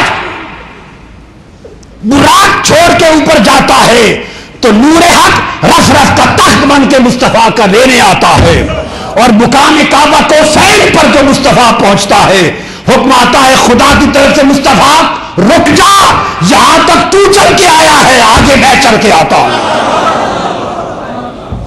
جس کا استقبال رحمت خدا بندی کعبہ کو سین ادنا پہ کرے وہ مصطفیٰ باہر نکلتے ہیں۔ حضرت براء بن عازب روایت کرتے ہیں کہ باہر نکلے تو آقا علیہ الصلوۃ والسلام نے حضور کو اٹھا لیا تھا۔ پہلے تو وہ حدیث ہے کہ اپنے پشت پہ اٹھا لیا تھا، پشت پر دونوں کو اٹھائے ہوئے تھے، تو کسی نے چونکہ سجدے میں تھے حضور، پشت پہ اٹھا لیا تھا۔ کسی نے شہزادوں سے کہا خوش نصیب ہو، تمہاری سواری کتنی اچھی ہے، تمہاری سواری کتنی اچھی ہے۔ اور اسی طرح ایک روز آقا گلی میں جا رہے ہیں کندھوں پر بٹھا کر، حضرت ابو ہریرہ روایت کرتے کہ جب سواری کندھوں پر جا رہی تو کہتے دنیا نے دیکھا کہ حسن اور حسین کو دائیں اور بائیں کندھے پر بٹھا کر شہر مدینہ کی گلی میں چل رہے ہیں۔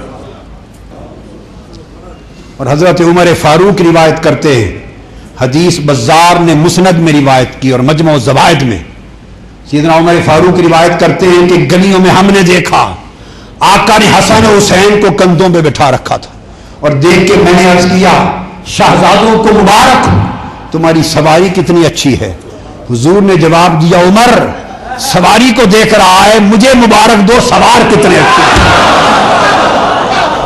مبارک دو سوار کتنے اچھے ہیں۔ مصطفیٰ کو اپنے سواروں پر فخر ہے،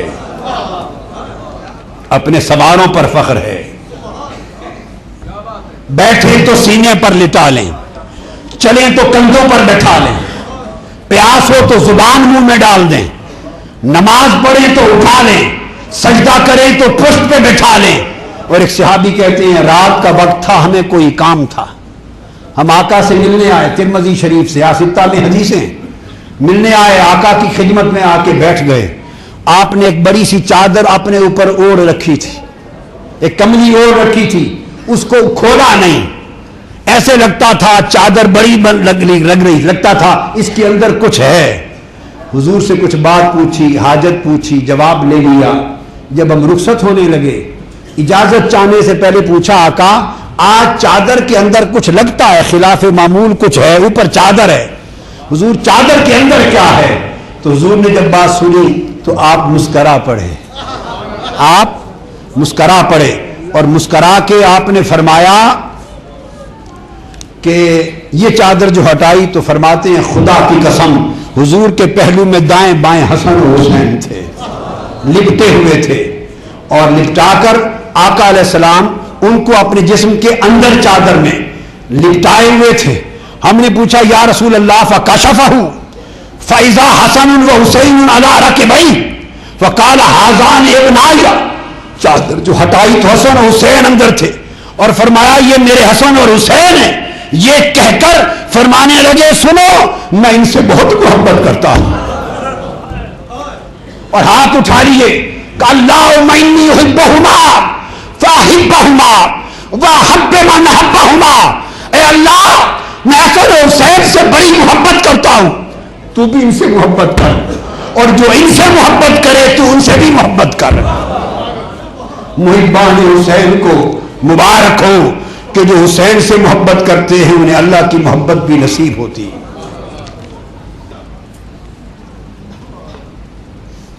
محبت کا یہ مقام ہے، اور پھر انتہا ہو گئی۔ خطیب بغدادی روایت کرتے ہیں، خطیب بغدادی تاریخ بغداد میں روایت کرتے ہیں کہ جبرائیل امین حاضر ہوئے آقا علیہ السلام کی بارگاہ میں۔ حضور علیہ السلام کی گود میں دو شہزادے بیٹھے تھے، دائیں طرف امام حسین بیٹھے، اور بائیں طرف گود میں حضور کے صاحبزادے حضرت ابراہیم بیٹھے، حسین اور ابراہیم۔ جبرائیل امین حاضر ہوئے، عرض کیا یا رسول اللہ صلی اللہ علیہ وسلم اللہ رب العزت نے آپ کی طرف سلام بھیجا، ان اللہ یقرئ علیک السلام، اللہ نے آپ پر سلام بھیجا۔ آقا علیہ السلام نے جواب دی، اور اللہ پاک نے پیغام بھیجا ہے میرے حبیب یہ دونوں بیٹے دونوں شہزادے آپ کے پاس اکٹھے نہیں رہ سکتے،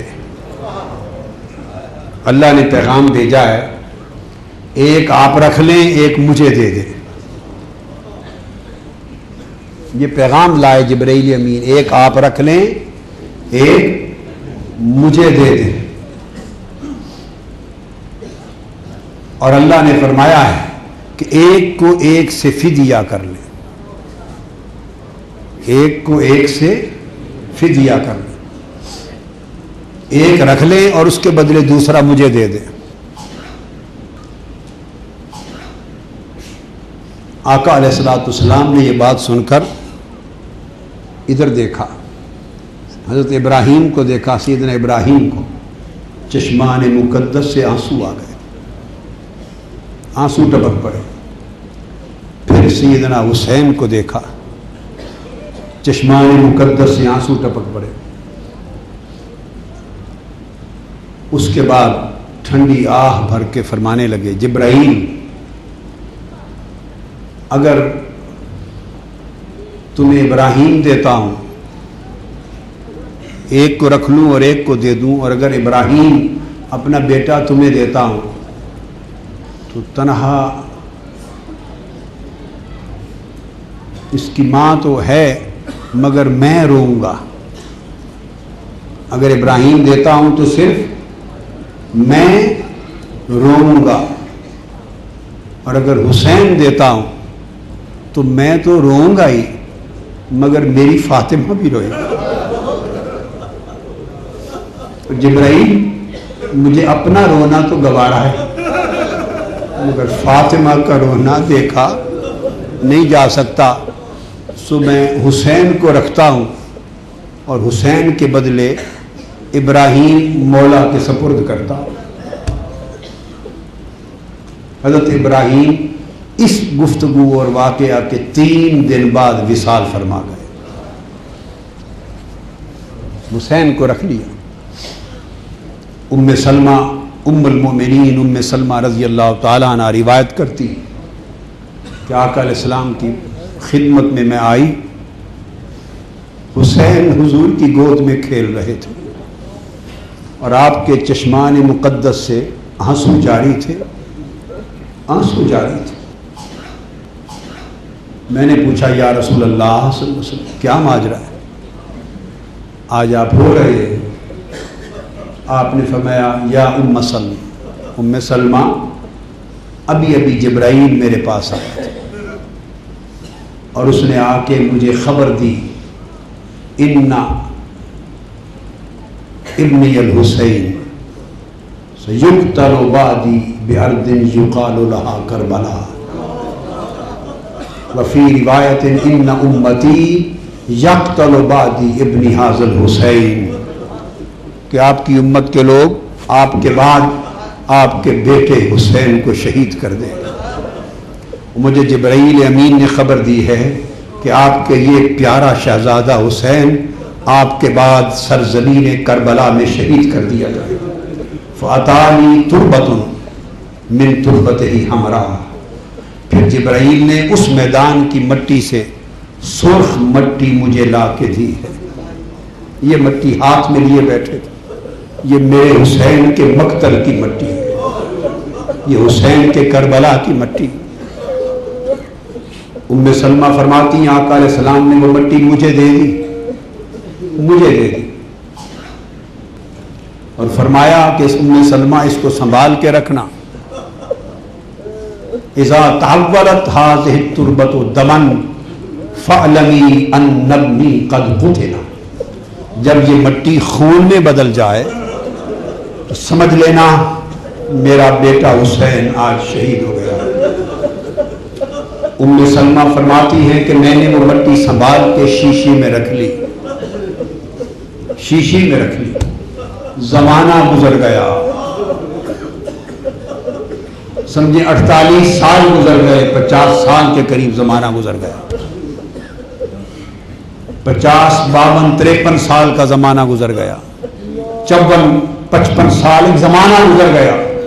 مٹی میں نے اپنی شیشی میں رکھی، ہر روز اٹھ کے دیکھتی، فرماتی ایک زمانہ گزرا حسین قافلہ اہل بیت لے کر عراق کو گئے تھے اور میں سرزمین مدینہ میں اپنے گھر دوپہر کا وقت تھا، کچھ خبر کسی کو نہ تھی کہ زمین پر کیا بیت چکا ہے، لیٹی تھی، اچانک خواب میں آقا علیہ الصلوۃ والسلام تشریف لائے، جب تشریف لائے خواب میں تو میں نے آپ کو دیکھا وَعَلَى لِحْيَتِهِ وَرَأْسِهِ تُرَابٌ وَعَلَى رَأْسِهِ وَلِحْيَتِهِ تُرَابٌ، میں نے عرض کیا یا رسول اللہ ما لکا یا رسول اللہ، فقال شہدت قتل الحسین آنفا، خواب میں آئے آقا، دوپہر کا وقت تھا، آپ کے سر انور پر اور ریش مبارک پر گرد تھی، خاک کربلا تھی۔ میں نے گھبرا کے پوچھا یا رسول اللہ کیا ماجرا ہے؟ فرمایا ام سلمہ میں ابھی مقتل حسین سے آ رہا ہوں، ابھی شہادت حسین سے آ رہا ہوں۔ ام سلمہ فرماتی ہیں کہ اٹھ گئی، میری آنکھ کھلی، دوڑ کے لپکی، شیشی کی مٹی کو دیکھا تو مٹی خون بن چکی تھی. میں نے کہا قد قتل ابن المصطفیٰ الحسین، مصطفیٰ کے بیٹے حسین شہید ہو گئے. ادھر مکہ میں حضرت عبداللہ ابن عباس روایت کرتے کہ دوپہر کا وقت ہے، وہ لیٹے، آقا علیہ السلام تشریف لائے، خواب میں اشعث اغبر گردآلود ہیں، وبیدہ قارورۃ فیہا دم، آپ کے دست مبارک میں ایک شیشی ہے، اس میں خون ہے. میں نے پوچھا آقا یہ خون کیا ہے؟ فرمایا دم حسین و اصحابہ، یہ حسین اور اصحاب حسین اور اہل بیت حسین کا خون ہے. آج سارا دن کربلا میں حسین اور اہل بیت کا خون شیشی میں جمع کرتا رہا. اٹھے تو خبر ہوئی کہ حسین شہید کر دیے گئے. آؤ تھوڑی سی بات یہاں رک کر مالک بن دینار سے پوچھ لیں. مالک بن دینار روایت کرتے کہ میں حج کے لیے چلا تو میں نے دیکھا کہ ایک بڑی ضعیف عورت ہے، نورانی عورت ہے، ضعیف، کمزور، نحیف اور لاغر. وہ بھی گھوڑے پر قافلے کے ساتھ حج پر جانا چاہتی. لوگ منع کرتے رہے کہ آپ کا گھوڑا سفر میں ساتھ نہیں دے سکے گا، مگر وہ خاتون ضعیفہ کہتی ہیں نہیں میں نے جانا ہے. چل پڑی. تھوڑی دیر ہی سفر کیا تھا کہ وہ گھوڑا گر پڑا، کمزور تھا، سفر کی تاب نہ لا سکا، گر پڑا. آپ ضعیفہ کو دیکھا زمین پر آ بیٹھی اور زمین پر بیٹھ کر اللہ کی طرف اوپر چہرہ کر کے عرض کرنے لگی مولا اگر میرے ساتھ یہ معاملہ کوئی اور کرتا تو میں تیرے ساتھ شکوہ کرتی، مگر اب شکوہ کس سے کروں؟ اتنی بات کی ہی تھی کہ اچانک کوئی سوار آیا ایک اونٹ لے کر. اس نے سواری اس ضعیفہ کے پاس بٹھا دی. عرض کیا حضرت بی بی جی اس پر بیٹھے. ضعیفہ مائی سواری پر بیٹھی، اونٹ اٹھا، ایک قدم چلا اور دن میں ہماری آنکھوں کے سامنے اوجل ہو گیا. پھر وہ ضعیفہ اور سواری نظر نہیں آئی. قافلہ مکہ معظمہ پہنچا. کہتے ہم حج کے لیے پہنچے اور سینے کعبہ میں تھے اور حرم میں طواف کر رہے تھے. مالک بن دینار کہتے ہیں کہ میں دوران طواف دیکھا وہی ضعیفہ خاتون طواف میں ہے. میں ان کے پاس چلا گیا. میں نے پوچھا اس ضعیفہ خاتون سے کہ آپ کا اتنا بلند بخت، اتنا درجہ، اتنی سعادت، اتنی بلندی، اتنا روحانی مقام کہ عالم غیب سے سواری لے کے آیا اور آپ کو اس نے مکہ پہنچا دیا. خوشبخت خاتون، برگزیدہ خاتون، اپنا تعارف حسب نسب تو بتا دے کہ ہو کون؟ اس ضعیفہ نے سر اٹھا کے کہا مالک بن دینار مجھے فضہ کہتے ہیں اور میں سیدہ فاطمہ الزہرا کی کنیز تھی اور میں حسن اور حسین کو گود میں لے کے کھلاتی تھی. ان کی نوکرانی فضہ ہوں. ورقہ کہتے ہیں یہاں ہم نے پکڑ لیا، عرض کیا کہ حضرت بی بی جی بیٹھ کر طواف سے فارغ ہو کر ہمیں حضرت بی بی فاطمہ الزہرا کا کوئی حال سنا دینا. حضرت فضہ بیٹھ گئی اور کہنے لگی تمہیں ان کا حال کیا سناؤں؟ جب تاجدار کائنات کا وصال ہو گیا تو پھر ان کا جینا محال ہو گیا تھا. وہ سارا دن سیدہ کائنات بطول زہرا سارا دن اپنے والد آقا دو جہاں کے ہجر میں، فراق میں، عشق میں روتی تھی، زاروں قطار روتی تھی، ساری رات روتی تھی. ان کے آنسو موسلادھار بارش کی طرح تھے، تھمتے نہ تھے. رو رو کر نڈال ہو گئی اور پھر وہ جاں بر نہ ہو سکی. 8واں دن تھا حضور کے وصال کو کہ غم و اندوہ سے نڈال ہو کر باہر نکل آئی تھی. جب باہر نکلی تو پورے شہر مدینہ میں کوہرام بپا ہو گیا. شہر مدینہ کی سب خواتین باہر آ گئی. عورتوں نے چراغ بجھا دیے، کہ کوئی حضرت بطول زہرا کی طرف دیکھ نہ لے. اندھیرے کے سما میں آپ چلتی چلتی سترے کے پاس پہنچی جہاں حضرت بلال اذان دیتے تھے. آپ کی چیخیں نکل گئی اور حضور کے حجرہ انور میں جب قبر مبارک دیکھی بے ہوش ہو کر گر گئی. حضرت علی المرتضیٰ انہیں لے آئے. ان کا رونا دیکھ کر حسن اور حسین چھوٹے چھوٹے شہزادے تھے, ان سے ماں کا رونا دیکھا نہیں جاتا تھا, پھر وہ بھی رونے لگ جاتے تھے. حضرت علی المرتضیٰ نے ان کو ایک بیت الحزن بنا دیا تھا, ایک الگ کمرہ بنا دیا تھا. فرمایا تھا فاطمہ بیٹے حسن حسین دیکھ کے روتے ہیں, اس میں تنہا رو لیا کر. اور جب وہ رو رو کے برا حال ہو جاتا اور حسن حسین رو رو کے اس حال کو ہوتے تو وہ کنیز سے کہتے, کنیز سے خادمہ سے کہتی کہ اس کو حضور کے نانا کے روضے پر لے جاؤ, انہیں وہاں چھوڑاؤ تاکہ میری حالت دیکھ کر یہ نڈال نہ ہو جائے. اس غم میں, اس ہجر میں, اس فراق میں بس چند مہینے مشکل سے حیات رہی, 3 ماہ, اس سے کم, یم آخری حد 6 ماہ. مختلف روایات ہیں. اس غم میں نڈال ہو کر ان کا وقت وصال آ گیا. جب وصال کا وقت آیا تو حسن اور حسین کو قریب بلا لیا. حضرت فضہ بیان کرتی ہے کہ حسن اور حسین اپنی ماں سیدہ بطول زہرا کا حال دیکھ کر, چھوٹے ننھے شہزادے تھے, ابھی سمجھ بھی نہ تھی کہ کیا ہو رہا ہے, ان کا حال دیکھ کر چمٹ گئے, رونے لگ گئے.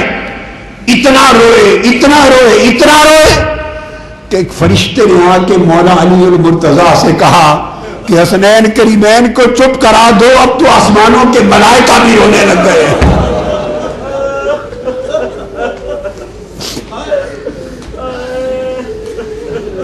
حضرت فضہ کہتی اس حال میں وہ رخصت ہو گئی. حسنین کریمین صلوات اللہ علیہما اپنی منزلوں کو طے کرتے رہے, اور طے کرتے کرتے اس دن تک ان کی منزل سفر آ پہنچی جس دن کا آقا نے خون آلود مٹی دے کر اس منزل شہادت کا اشارہ دے دیا تھا. حسین کربلا میں ہیں, اہل بیت کا قافلہ وہاں ہے. 10 محرم الحرام کی عاشور کی رات آ گئی, شب عاشور آ گئی. آپ کی ہمشیرہ سیدہ زینب رضی اللہ تعالی عنہا سلام اللہ علیہا, سلام اللہ علیہا و صلوات اللہ علیہا, اپنے بھائی حضرت امام حسین کے خیمے میں گئیں دیکھنے کے لیے کہ بھائی تنہا بیٹھا ہے. آپ ٹیک لگا کر تنہا شب عاشور قرآن کی تلاوت میں مشغول ہے. آپ کو خیال آیا کہ میں اہل بیت کے خیموں میں جاؤں, بھائی عباس سے کہوں اور دوسروں سے کہوں کہ حسین اکیلا ہے, آخری رات ہے, کل خبر نہیں کیا ہو جائے, اور رات خیمے میں حسین اکیلا ہے, کوئی تو اس کے ساتھ بیٹھا.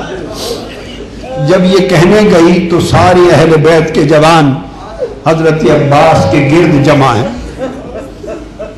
وہ باہر دروازے کے ساتھ ٹیک لگا کے اندھیرے میں سونے لگی. عباس علمدار ان سے فرما رہے ہیں اہل بیت کے جوانوں کل کیا کرو گے؟ وہ کہہ رہے ہیں حسین کی خاطر کٹ جائیں گے. وہ پوچھ رہے ہیں میرے پاس عہد کرتے ہو, حلف کرتے ہو؟ سب نے کھڑے ہو کے حلف اٹھایا کہ ہمارے لاشیں حسین کے قدموں میں گر جائیں گے,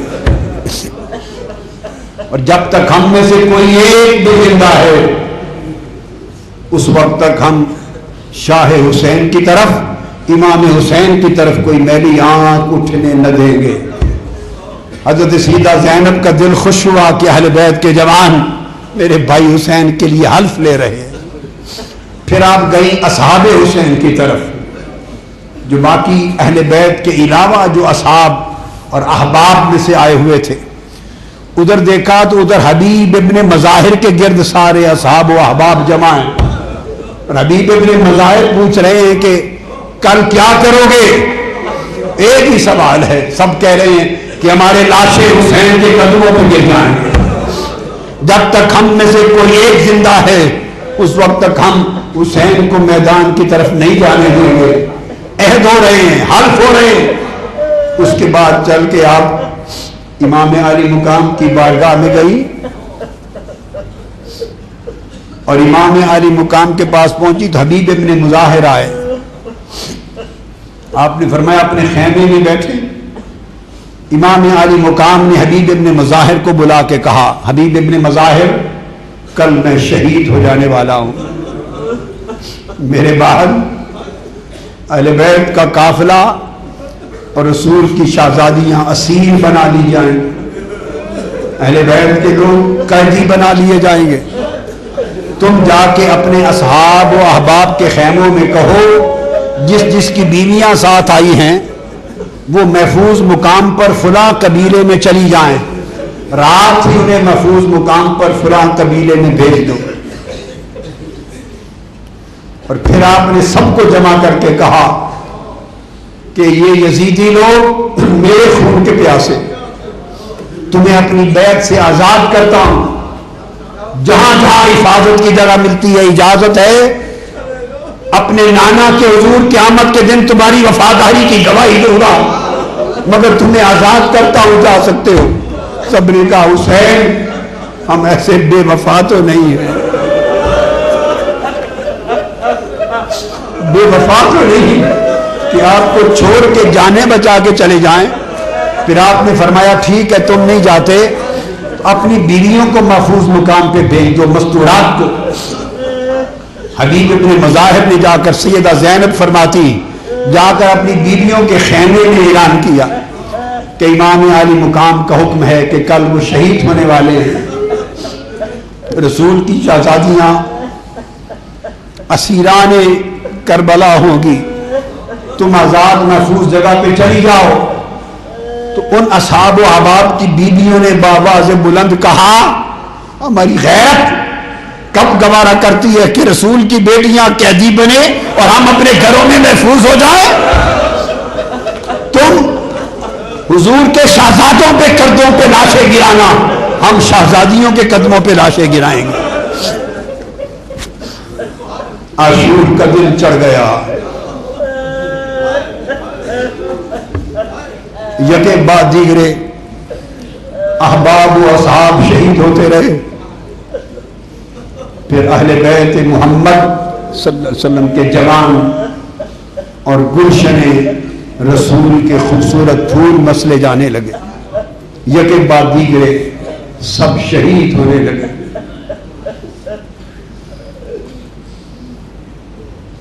جب ہر کوئی اپنے اپنے وقت پر جام شہادت نوش کر چکا تو آخر میں حضرت علی اکبر کی بات آئی، اجازت مانگی، امام علی مقام نے ان کے سر پہ امامہ بندھوا دیا۔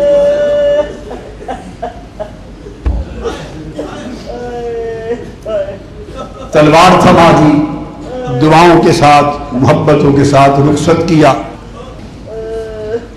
مصطفیٰ کا یہ شہزادہ شبیہ مصطفیٰ، شیر اہل بیت کا، جس طرف جاتا تھا یزیدی بھیڑوں بکریوں کی صفوں کو چیر کے بھگا دیتا تھا، پشتے کے پشتے لگ رہے تھے۔ اس مرد حر، اس جوان شبیہ مصطفیٰ کے سامنے آ کر جنگ کرنے کی کسی میں جرأت نہ تھی۔ فردن فردن لڑائی ہوتی رہی، ہر یزیدی واصل جہنم ہوتا رہا۔ بالآخر وقت آیا، یزیدیوں نے بہت بڑے لشکر کی شکل میں اجتماعی حملہ کیا، آپ نیچے آ گئے۔ آپ کے سینہ مبارک میں بہت بڑا نیزہ پیوست ہو گیا، پیاسے تھے، نیزہ پیوست ہوا تو زور سے آواز آئی یا ابتا، ابا جان۔ امام علی مقام چرا گئے،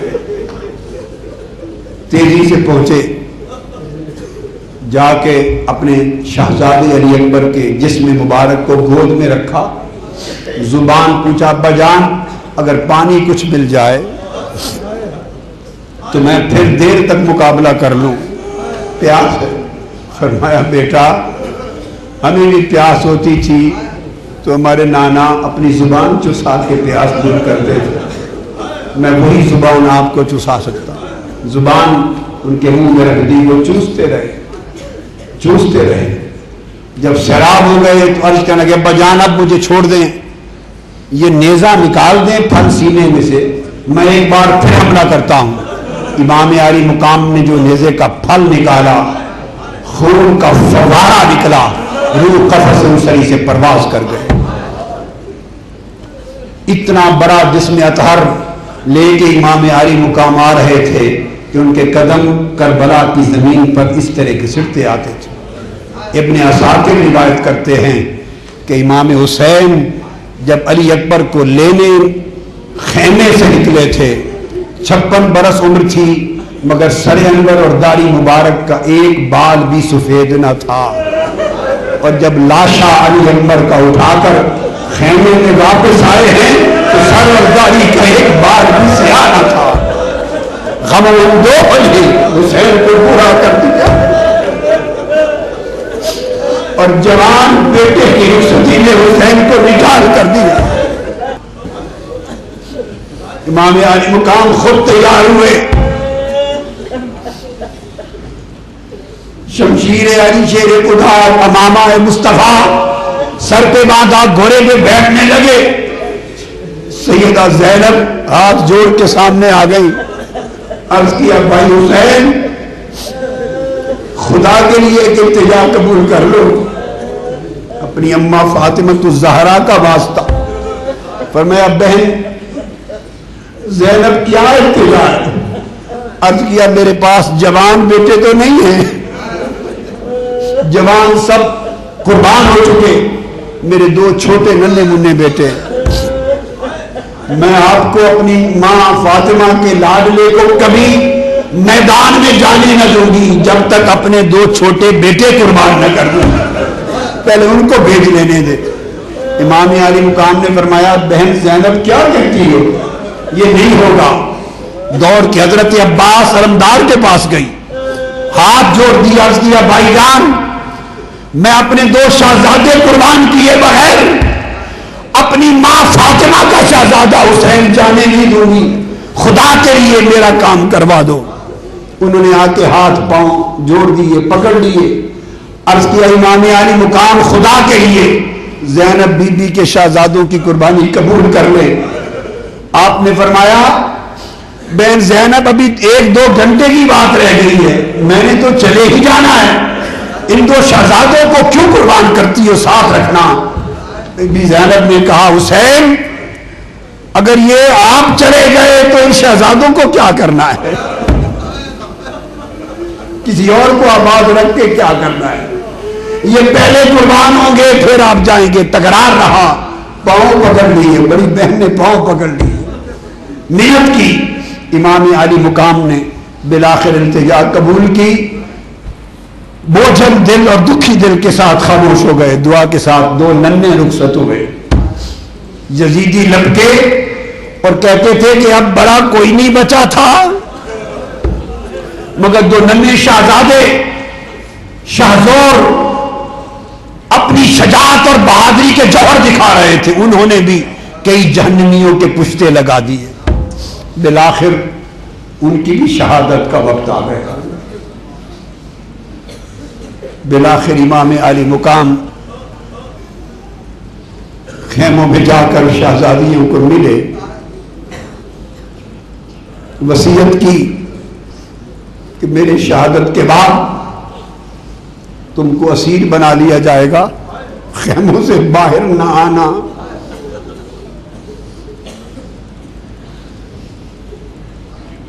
اور صبر اور استقامت کے ساتھ اپنے نانا کے دین کی لاج جھنڈا بلند رکھنا۔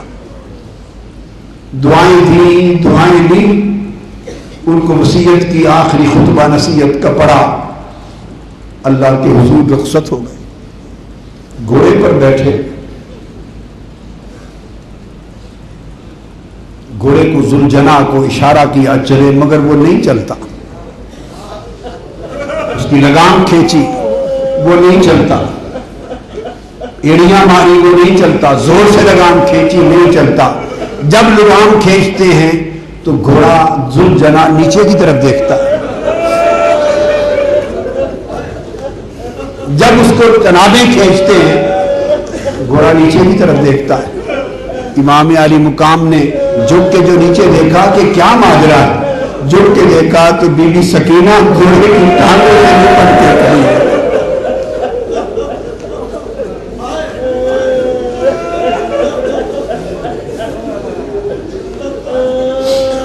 گھوڑے کی ٹانگوں سے لپٹ کے کھڑی،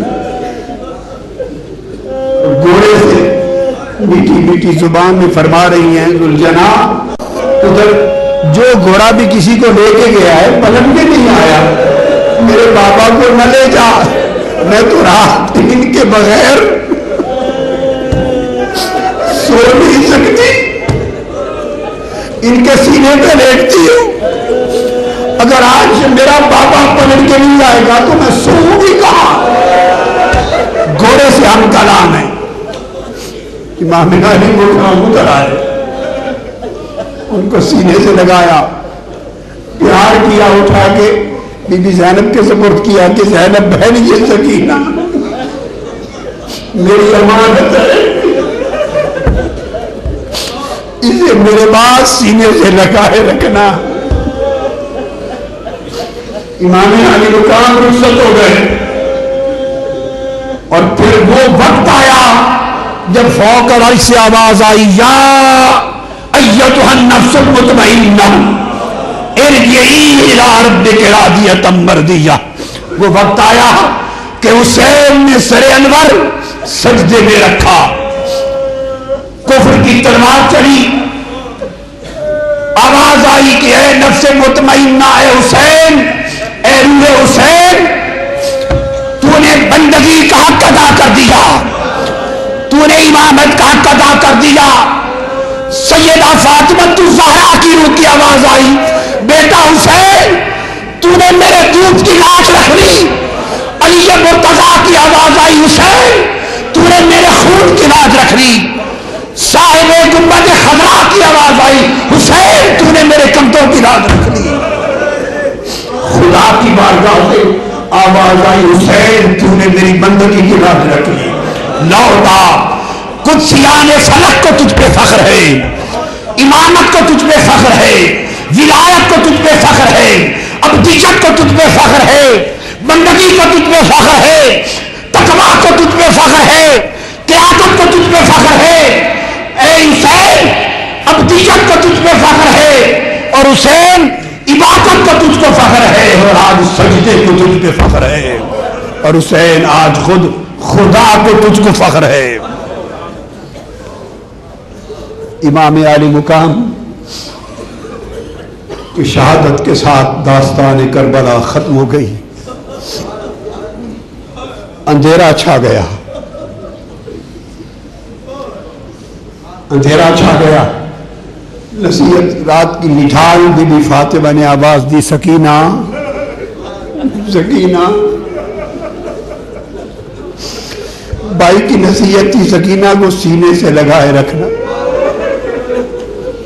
سکینہ کا جواب نہیں آتا، ایک خیمے میں دوسرے میں گئی، تیسرے خیمے میں گئی، خیموں کو آگ لگی ہے، کہ ادھر لاشوں کے پاس نہ ہو، بھائی علی اصغر کے پاس نہ ہو، بھائی علی اکبر کے پاس نہ ہو، قاسم کے پاس نہ ہو، کہیں نظر نہیں آتی سکینہ۔ اندھیرا چھا گیا، پریشان دیوانہ وار دوڑ کے نکلتی، دور جا کے دیکھتی ہے امام علی مقام کے جسد اوپر کے جسد اقدس کے اوپر ڈھیری سی ہے، اندھیرا ہے، قریب جا کے آواز دی، قریب جا کے آواز دی، آواز دی تو حضرت سکینہ امام حسین کے منہ کے ساتھ منہ لگا کے ان کے سینے پہ لیٹی پڑی ہے۔ اور پوچھتی ہے بابا اب بھی روزانہ مجھے رات سلانے کے لیے آئیں گے؟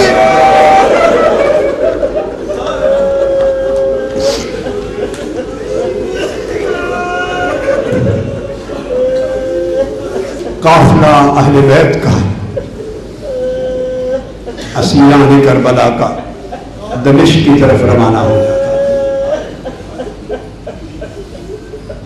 مقدس سر شہیدان کربلا کے نیزوں پر ہے، کجاووں پر بیبیاں شہزادیاں مصطفیٰ کی رسول کی بیٹیاں ہیں، قافلہ جا رہا ہے،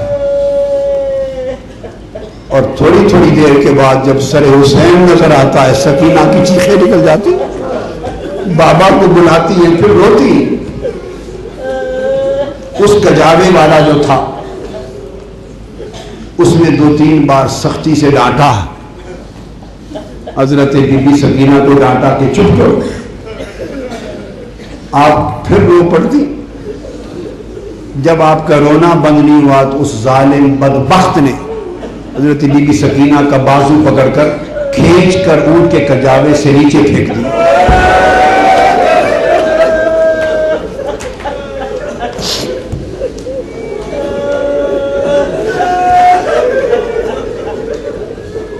آپ ریت صحرا میں گر پڑی اور خوف زدہ ہو کر روتی روتی بے ہوش ہو گئی۔ اہل قافلہ کو خبر نہیں تھی، وہ چلتا رہا۔ بہت دیر گزر گئی، جب ہوش میں آئی تو دوڑی، قافلہ نظر نہیں آیا۔ آواز دیتی ہیں، کبھی بابا کبھی پھپھو، بی بی زینب کو آواز دیتی ہے۔ دیر تک دوڑتی رہی، ایک پیاس کئی دنوں کی، نڈھال، بچپن، غم، قافلہ نہیں ملا، اندھیرا چھا گیا، پھر گر پڑی، پھر بے ہوش و غش کھا گئے۔ جب پھر غش کھا کے بے ہوش ہو کے گری، قافلہ آگے جا چکا تھا تو نیزہ جس پر سر حسین تھا وہ لرز کر زمین پر آ گرا، سر حسین زمین پر آ گیا۔ ادھر سکینہ غش کھا کے گری ہے، ادھر سر حسین کا نیزہ زمین پہ آ گرا۔ نیزہ اٹھانے والا شخص جھکا اور اس نے کوشش کی کہ اٹھاؤں، مگر سر حسین اٹھتا نہیں ہے، اٹھتا نہیں۔ وہ پریشان ہوا، قافلہ رک گیا۔ کسی نے پوچھا کہ قافلہ کیوں نہیں چل رہا آگے؟ اس نے کہا امام حسین کا سر نظروں کے ساتھ زمین پر گر پڑا ہے اور اٹھایا نہیں جا رہا۔ یہ بات امام زین العابدین تک پہنچی، امام سجاد تک پہنچی۔ امام زین العابدین نے حضرت سیدہ زینب سے کہا، پھوپھو جان، یہ جو بابا کا سر انور اٹھایا نہیں جا رہا، آپ ذرا اہل بیت کے شہزادوں شہزادیوں کی گنتی تو کریں کہ کوئی بچہ تو کجاوے سے نہیں گر گیا، کوئی بچہ تو کجاوے سے نہیں گر گیا۔ حضرت سیدہ زینب نے ایک بچے کا نام لیا، بچی کا نام لیا، جس کا نام لیتی وہ لبیک کہتے، شہزادہ شہزادی تو پتہ چل جاتا، پھر دوسرے کا لیتی لبیک، تیسرے کا نام لیتی لبیک۔ جب سکینہ کا نام لیا تو جواب نہیں آیا، بار بار سکینہ کا نام لیا، جواب نہیں آیا۔ آپ کو اندازہ ہو گیا کہ سیدہ موجود نہیں ہے، بے بس ہو گئی، حالت اضطرار میں اونٹ سے نیچے چھلانگ لگا دی اور دیوانہ وار پیچھے صحرا کی طرف دوڑ پڑی، اور سکینہ کی آوازیں دیتی رہی، دوڑتے آوازیں دیتے صحرا میں دور چلی گئی، بہت دور، جہاں سیدہ سکینہ غش کھا کے بے ہوشی کے عالم میں گری پڑی تھی۔ جب وہاں تک پہنچی تو رات کا اندھیرا ہو گیا تھا، پہنچی تو دیکھا کہ اس ایک جگہ پر کوئی خاتون بیٹھی،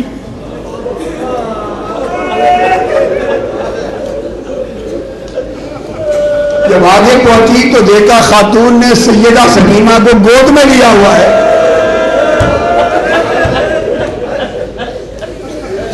ابھی آپ پیچھے ہی تھی تو کہنے لگی یہ لوگ سیدہ زینب کہ بی بی نیک بخت خاتون، آپ کا بڑا شکریہ، ہم یتیموں کے بچوں پر تو نے کرم کیا ہے، شفقت کی ہے، آپ کا شکریہ.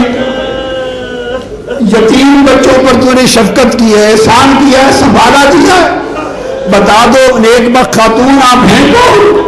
انہوں نے سرے اندر اٹھایا، کہا بیٹی زینب تیری ماں فاطمہ ہو.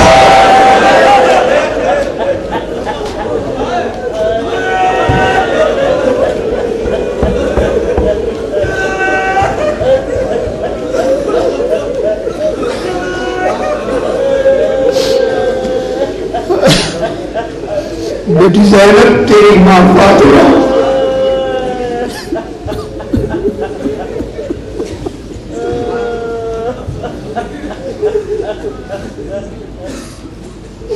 قافلہ دمشق کے بازاروں میں پہنچ گیا.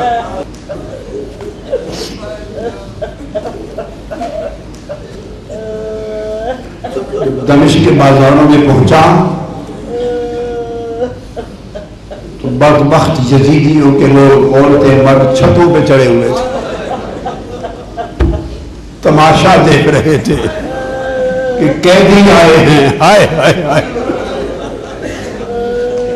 قیدی آئے ہیں.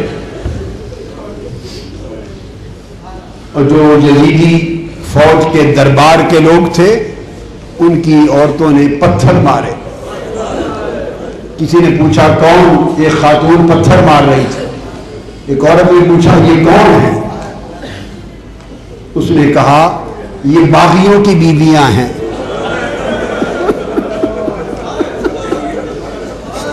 یہ باغیوں کی بیویاں اور بچے آئے ہیں. ایک شخص ساتھ کھڑا تھا، ان کا نام تھا صاحب. وہ بول اٹھا، انہوں نے کہا بدبختو یہ باغیوں کے بچے نہیں، رسول کے شہزادے شہزادیاں ہیں.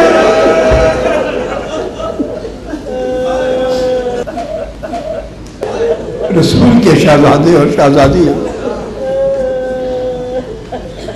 وہ تو سہل تھا. آگے بڑھا سیدہ زینب رضی اللہ تعالی عنہ سلام اللہ علیہ کہ ان کے قریب آ کر اس نے سر جھکا کے سراپا ادب ہو کے سلام عرض کیا. السلام علیکم یا اہل البیت، سلام عرض کیا. آپ نے پوچھا شخص تو کون ہے؟ ہم جب سے دمشق کے بازار میں آئے ہیں خوف زدہ لوگوں میں سے کسی نے ہمیں سلام نہیں کیا، ایک شخص نے سلام نہیں کیا. ان میں تو کون ہے ہمیں سلام؟ پہلا شخص سلام کرنے والا. اس نے کہا میں کبھی مدینہ رہا کرتا تھا،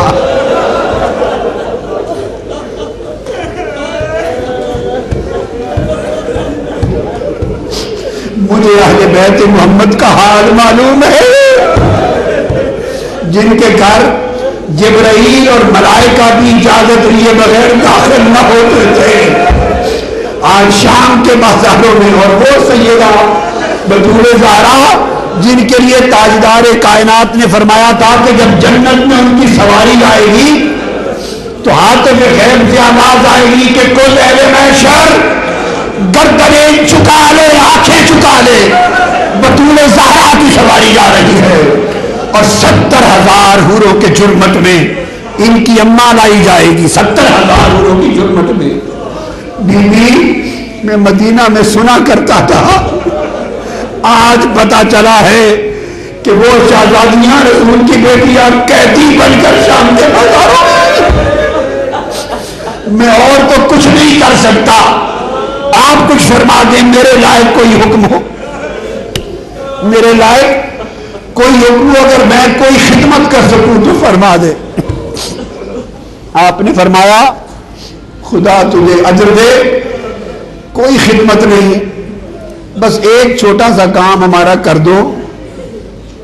آگے جو میرے بھائی حسین کا سر لے کے جو قافلے والا جا رہا ہے، نیزے والا، اسے کہیں ذرا دور دور آگے چلا جائے، ہمارے قریب نہ چلے، کیونکہ میرا بھائی تلاوت کرتا جا رہا ہے.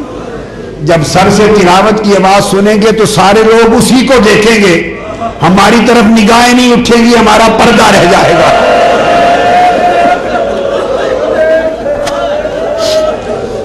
سب لوگ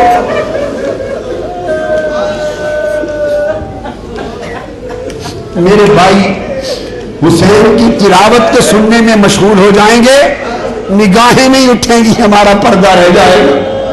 وہ دوڑ کے گیا، اس نے اس نیزے والے سے کہا، اس نے جھڑک دیا، اس نے بات نہیں مانی۔ جب اس نے جھڑکا اور تلخی ہو گئی، بات نہیں مانی، تو اس سہل کے ساتھ ایک اس کا دوست تھا، وہ عیسائی تھا، مسیحی اور مذہب تھا، عیسائی دوست، اس کے پاس تلوار تھی، یہ خالی ہاتھ تھا۔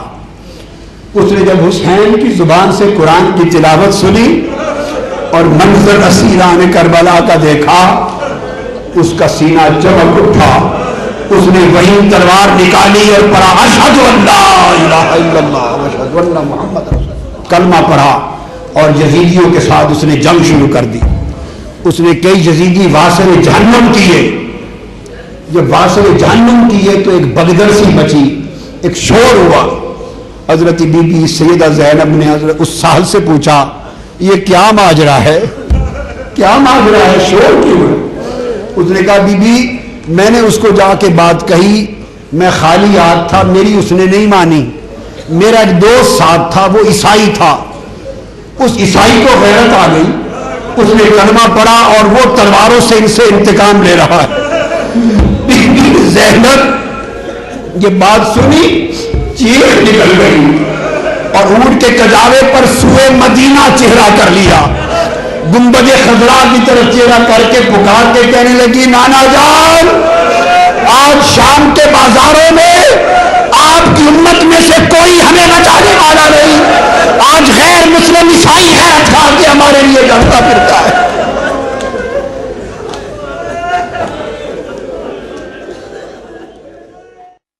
خمسة نطفي بها هر الوباء الهاتمة المصطفى والمرتضى وابناهما والفاطمة لخمسة نطفي بها هر الوباء الهاتمة المصطفى والمرتضى وابناهما والفاطمة لخمسة أطفي بها هر الوباء الهاتمة المصطفى والمرتضى وابناهما والفاطمة